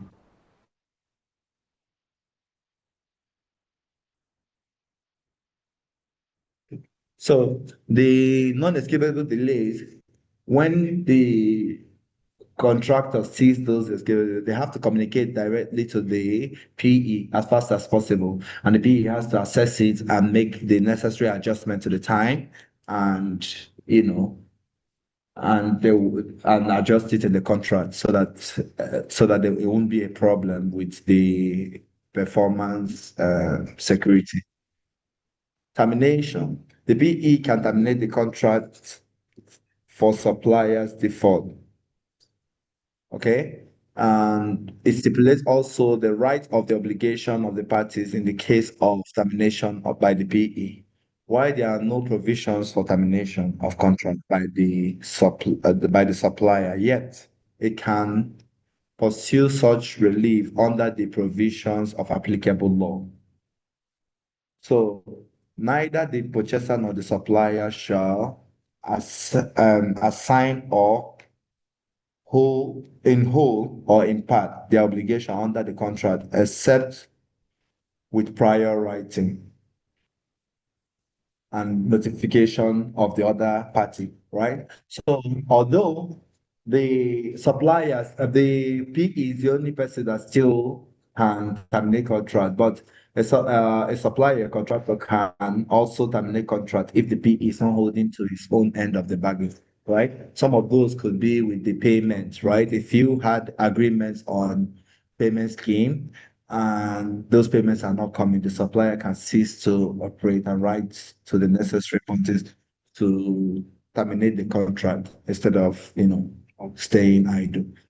And why it's important for them to for there to be due process followed, for you to make communication part of this is because if the contractor fails to communicate when things are not going well and follow the due systems of complaints, so it's in writing. What will happen is with the performance security that we have, if you haven't concluded the job, you can't bid for another job because you haven't gotten the certificate for conclusion from this, and then there's no real documentation stating why you stopped the project. So that might just come back to haunt the contractor. So that's why all those things have to be in writing, and the process has to follow. The tedious process has to be followed, so that we don't, even if it's not your fault. So there will be evidence to prove that it's not your fault and the reasons why.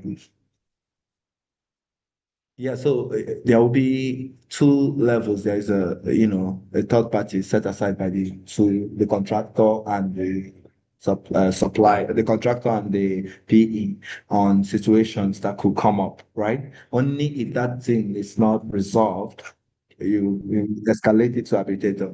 And then in a situation where that hasn't happened, because why you're using arbitrators, because the process of the judicial process takes time. So if you use an arbitrator, it has they deal with the thing directly, and then you kind of find solution. So in rare cases where that hasn't been done, you cannot escalate it to the court. And so that's like steps that you have to follow in a different distance. For every other part of the lecture that I'm taking outside my scope, I'll send for offering, so the people pay me extra money. I'm joking. I'm happy with what I'm paid. So export restrictions. Any export restriction, like we said earlier, restriction attributable to the purchaser, which arises from trade regulation by the country supplying those products or goods, and which substantially impedes the suppliers from meeting its obligation under the contract, shall release the supplier from the obligation to provide deliveries or services. So the supplier might okay, well, let's just finish that. Is provided it can demonstrate to the satisfaction of the purchaser that it has completed all formalities in a timely manner, including applying for permit, right, and authorization. So how do we get past that? If the supplier, has done everything to be able to supply, and there has, laws impeding him from supplying, what other options are there that the PE and the supplier can take to pass through that? It's all in Incoterms, the question. Oh, sorry, I forgot. It's an online class. So we have scenarios that you are. So please, for people that want to screenshot exercises, right? We can screenshot, because sometimes when we pass that this thing and you want to refer back to this thing, that's why I always advise you to take a picture or screenshot it so that you have it, because I won't be able to move back and forth or stay for everybody to meet up in some cases. So please, I advise to screenshot my friend everybody. So, and then you can send it to the group just in case, so we don't quarrel about it.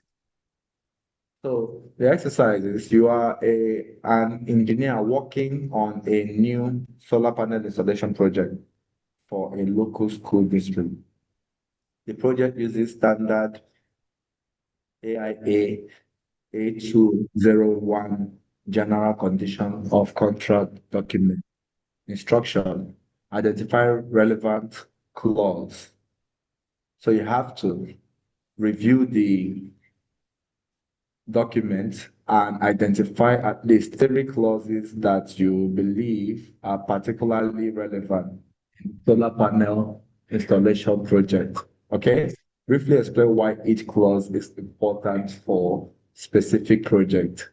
All right? So for potential issue, imagine a situation. So we're giving you problems that could come up. Imagine a situation where there is a delay in the project due to unexpected permitting issues with the local municipality. Okay, analyze how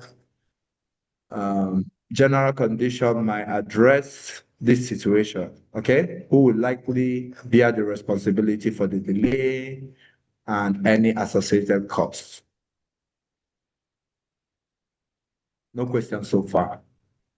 And hypothetical change order. The school district decide they would like additional battery storage capacity added to the solar panel system after the contract has been signed. How would the general conditions likely guide the process of handling this change order? How many marks would this say? How many marks are we going to give for this? This is 50 marks scenario exercise. So I always say, I know that will be scored at some point. So all these things would be important that when we are looking at this thing that we use it. So for the first step would be to find and download the AIA 8201 general conditions of contract document, which will be shockingly you'll see online. And then the first part of this will make sense when we have that, okay? And then other things I already mentioned before, and I think we'll be able to solve it when we're looking at it. And more. Okay, case study, leaks and loopholes. Project application. Okay, yeah, you can screenshot this one too. Exhausted of reading. See, the only reason why I'm asking you to screenshot, you might go to your elements and you'll see it. Okay, this is not mine. This is so. I'll just ask because I want you to have it and then use your free time to just look at it, if that makes sense. So I don't want a situation where we go there and you don't see it and then you just you'll be angry because you wanted to really solve this problem. So we have more case studies. So summary, okay. General conditions of contract are standardized documents that form the backbone of most construction agreements. These predefined clauses establish the right, responsibility, risk allocation to all parties involved in the project, typically including the owner, contractor, architect, and the potential subcontractor. Subcontractors are always used in contracts like this, So some of these important key clauses are as follows: schedule and delays, change order, payment terms, risk allocation, termination clause, warranties and guarantees, benefits of clear general condition, reduce dispute, efficient project execution. It plays a vital role in ensuring successful construction project by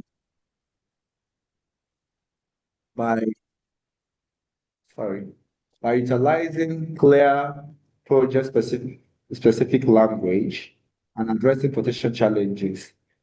GCC documents promotes collaboration, manage risks, and pave the way for more efficient and successful building contract. When used effectively, GCC acts as a roadmap for a well-coordinated and a successful construction endeavor. Questions and answers. The questions are many. Okay, well, the good news about this one, the answers are there too. Anyhow, I want to also apologize that these answers are here. I know that we didn't want the answers there. We wanted to do it by ourselves.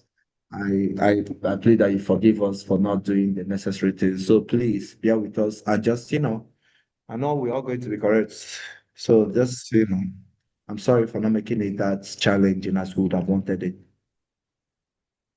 I hope you accept my apologies. Thank you for putting the answers.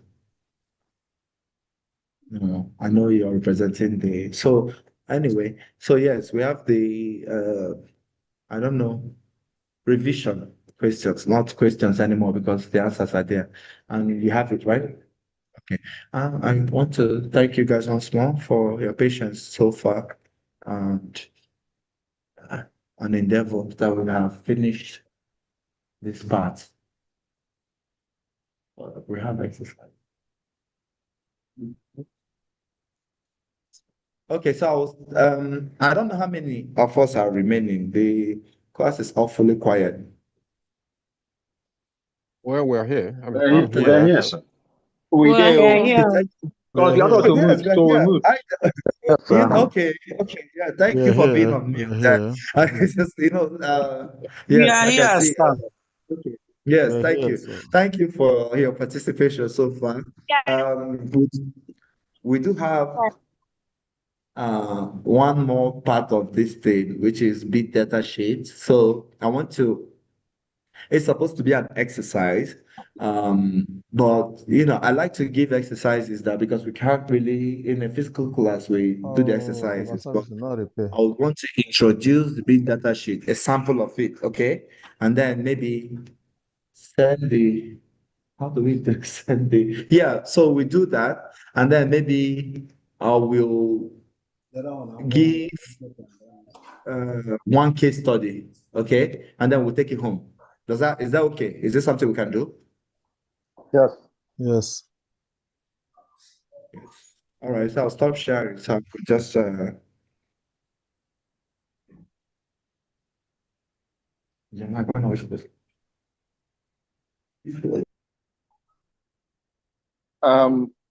Hello, sir. Let's go on. I'm Hello, here. sir. Yeah, sorry to put a little bit burden on you. If it is not going to be difficult, we would want you to drop us the slide on the WhatsApp group. I think that would help a lot. Sorry, our slides are already in the elements. Okay, we can't send slides again because now our property. It's already in the elements. So you see these things in elements. We're just going through it as a revision. So some of us are having challenges with the elements. We still cannot be able to log in. Okay, yes, sir. It's good that you brought that up, right? The IT department, they will keep doing it and they will resolve all the problems because this class, right, is the LMS part that is the most important thing. It's more important than even my lecture. So if there's any way, they should just put us a link that we can be used, or where a WhatsApp group where we can lodge our complaint directly, because on the general WhatsApp group, nobody's attending to it. Okay, no problem. I'm sure the team for the general WhatsApp group and with my Oga and I'm sure they're working on it. If there's something we're going to send on WhatsApp groups, it will be sent. But for the lecture, this thing is on the LMAs, so my hands are tied. But if you still have issues with LMS, the team, they're working on it, and I can guarantee you this is not our first time. I'm sure they will resolve all those problems. All right, thank you very much. No problem at all. Thank you. What's up, good? We've done it already.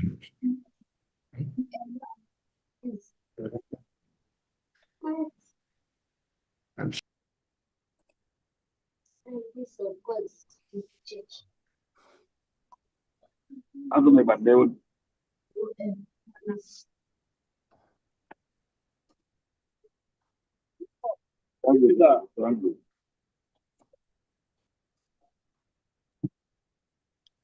Hello, is the class over?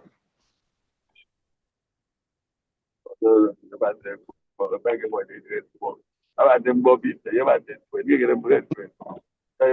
the spreadsheet that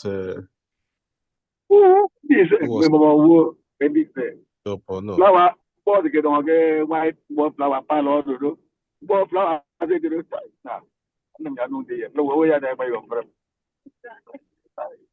Mute yourself Please unmute your mic.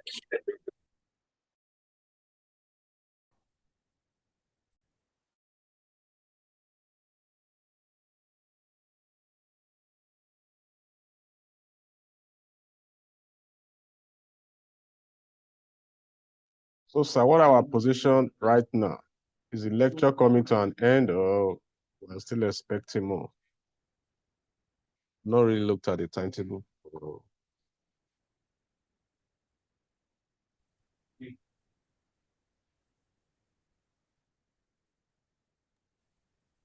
Hello, good afternoon, sir. Yeah, please, I have a question, please.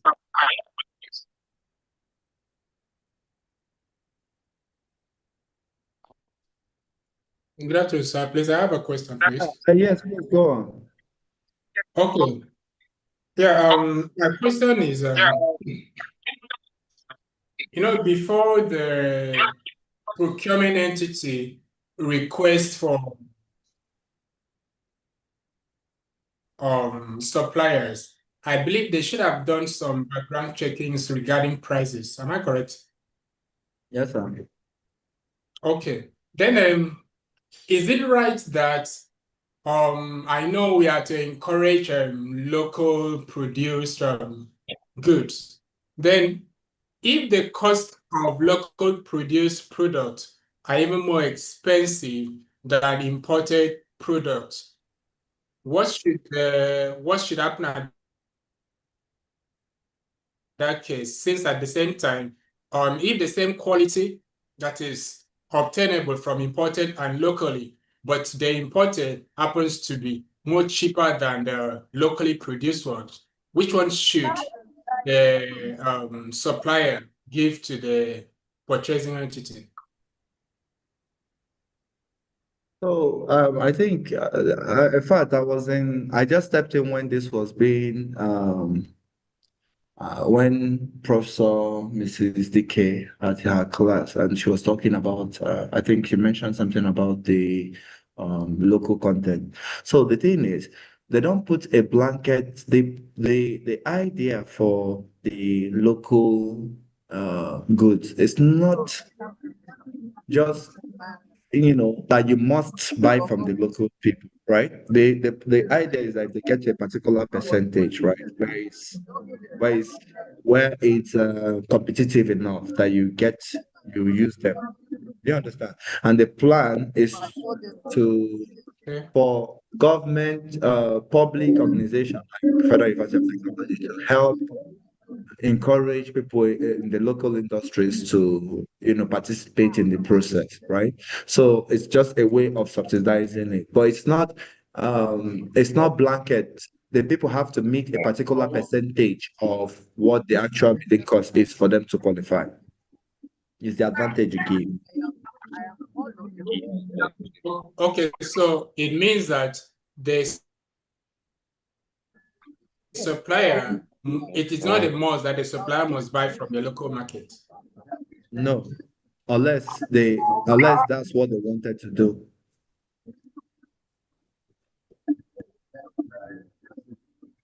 Okay. Everybody. Then in regarding price too, the procuring entity might have done their own So I price. did not see that question of answer from 1 to 5. I was in the Hello, class, you would have I didn't understood hear that your when we part. talk about Toyota and Innocy Motors, you would have had a very clear understanding of all of Please, when we are talking about this, I know that on Monday we discussed this, making it discuss specific, all of this. If the like class local has ended, let's content. end it. Whatever you are doing in your country and not sponsoring your local content, that means your economy won't grow. So when we ask the question, give us in Toyota, which one will you patronize in terms of specification? Because you won't call a brand name. Let's say me mentioning Innocent, I'm not supposed to mention it. I'm Toyota, but there must be a standard specification for you to know a brand you need for your entity. And already you have made your market survey and check the total life cycle of that particular product. And then you have your in-house value, which will serve as a guide for you. So if you, from your advertisement, you need the local content to be 30%. Does that standard Innocy meet it? Does Toyota meet it? So when you do your procurement analysis, that's when you now know the product you will now buy. You won't actually come out and say this is the one I want. There might be a local content, it might be a local market, it might be an international market. It depends on the procuring entity, what you have put out. It's And this is echoing. what we I can't say anything. that will determine who the contract will be now be awarded to after the procurement process. Please, it's echoing. I can't hear anything. Now certified, now award the contract. Please, it's echoing. I can't hear anything. It's echoing. I can't hear anything. Okay, yes, it might be. Sorry. It is. I muted. Please, it was echoing. I wasn't able to hear anything. Yeah, are we going back to? I shall. Yeah. Okay.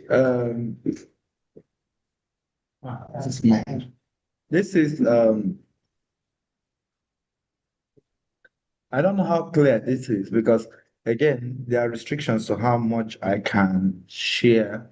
So, but I wanted to share this as a sample bid data sheet. Okay, the bid data sheet is prepared by the PE, the procuring entity. Okay, so this is pretty much how the specification of where the kind of goods that they want and location that the thing is supposed to come to and all that. So I wanted you to have because I'm honestly I wanted you to have this big data sheet. Okay. Hello. So because you're going to see it in your LMS, okay, big data sheet. So there is an exercise in it, but this will guide you for the exercise. This is a sample that I downloaded that I usually share to people. So there are two parts of this. This is the first one. Okay. Do you have it? Have you screenshot? Can you expand a little so that when we Sure. screenshot, You know how Make this it thing bold. goes. I'm trying to. I'm doing it. Okay. How are we doing? Is it good? Yeah. This is the highest I can go I without think this is losing. better. This one is better than Okay. the. Okay. So just so I mentioned some parts. Okay. So for example, this is a sample of a big data sheet. Okay. As you can see, the employer in this case, the employer is is also what's that? It's not charging. Come on. The employer is also the PE. Okay, the employer in this case is the PE. Okay, so and then the borrower is the bank that the contractor is going to use, right, for maybe to keep securities. All right. Now, why I'm sending you this is because we have a case study that we usually bring up. Okay. I'm sure you guys have screenshotted this. I want to stop. So I just put the second part of it so you have it. Okay. I know it's 2 o'clock. So I want to hurry up too. So I'm not keeping you against your will. Because I've noticed that law of diminishing return has started already.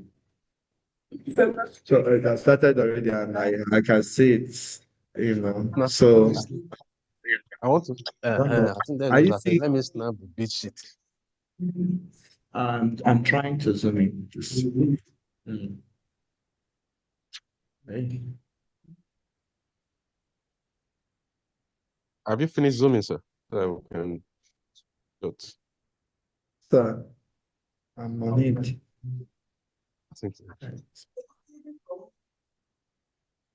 Uh-huh. Merci beaucoup. I did a good job. Okay. This content should be better. Anyway, okay. So we have this now. Okay.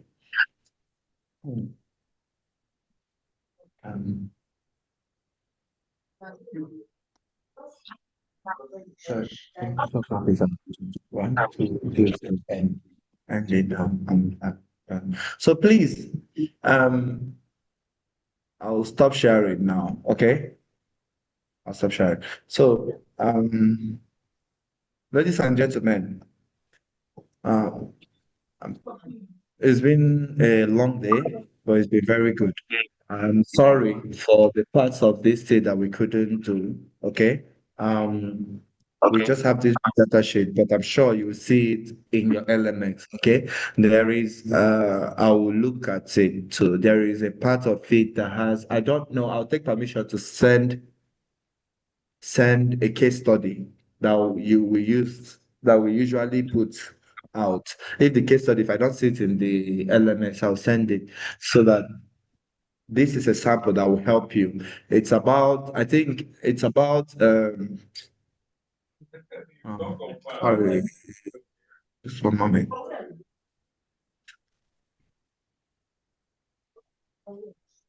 It's a case study about getting 30 ambulances, right, for Ministry of Health.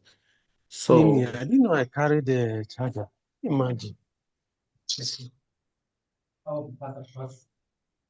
with the charger problem is. If it was this one, it would have been full. It would have been full since.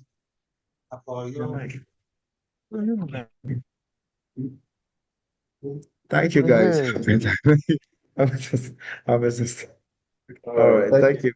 Have the justice. Merci beaucoup. Thank you. Thank you, sir. Thank you, everyone. Thank you. Thank you.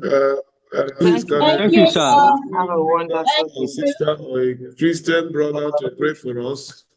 Thank you, to sir. end formally today.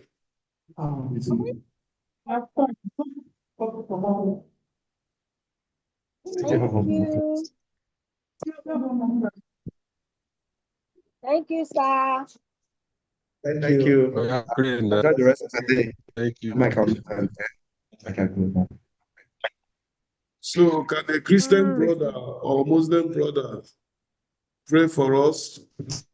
Thank you very much, sir. What of Christian sister? Thank you so much. Based on gender equality, these women, eh?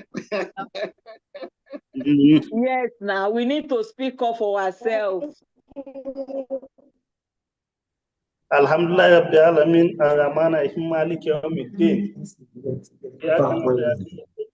اهدنا الصراط المستقيم صراط الذين أنعمت عليهم غير المغضوب عليهم ولا الضالين آمين آمين سورة ما يصفون والسلام على المرسلين والحمد لله رب العالمين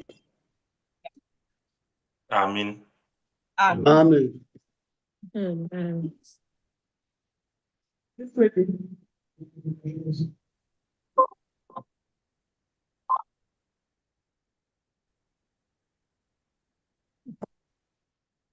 Amen.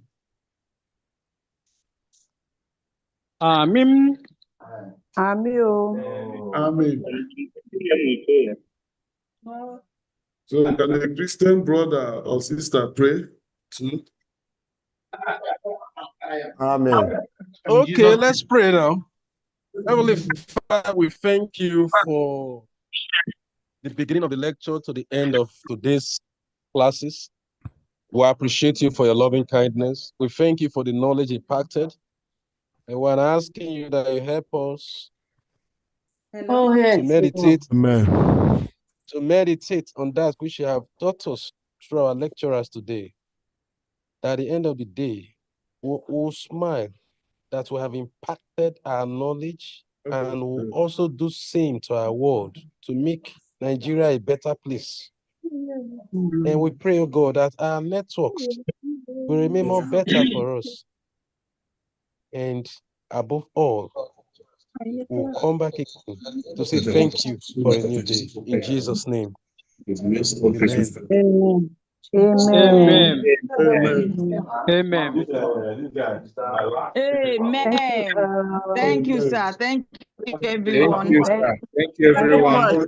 If you know that you have not put down your details for today's attendance, kindly do so before we close today's meeting. In the next 10 minutes, please. Okay, sir. Thank you, sir.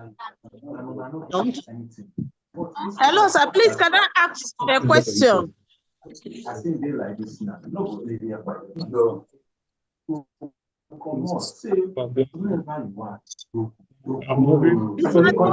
I ask a question? All right, just enter. Just say you. Just short, say see 1 minute.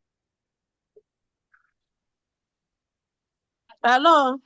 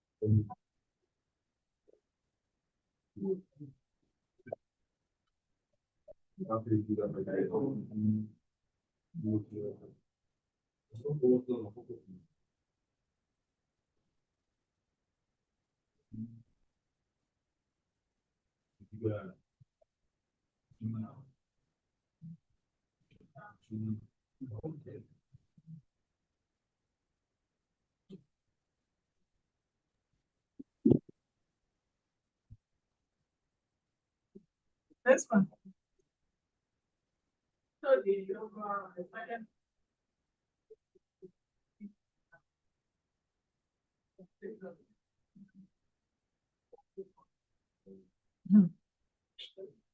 Children 120.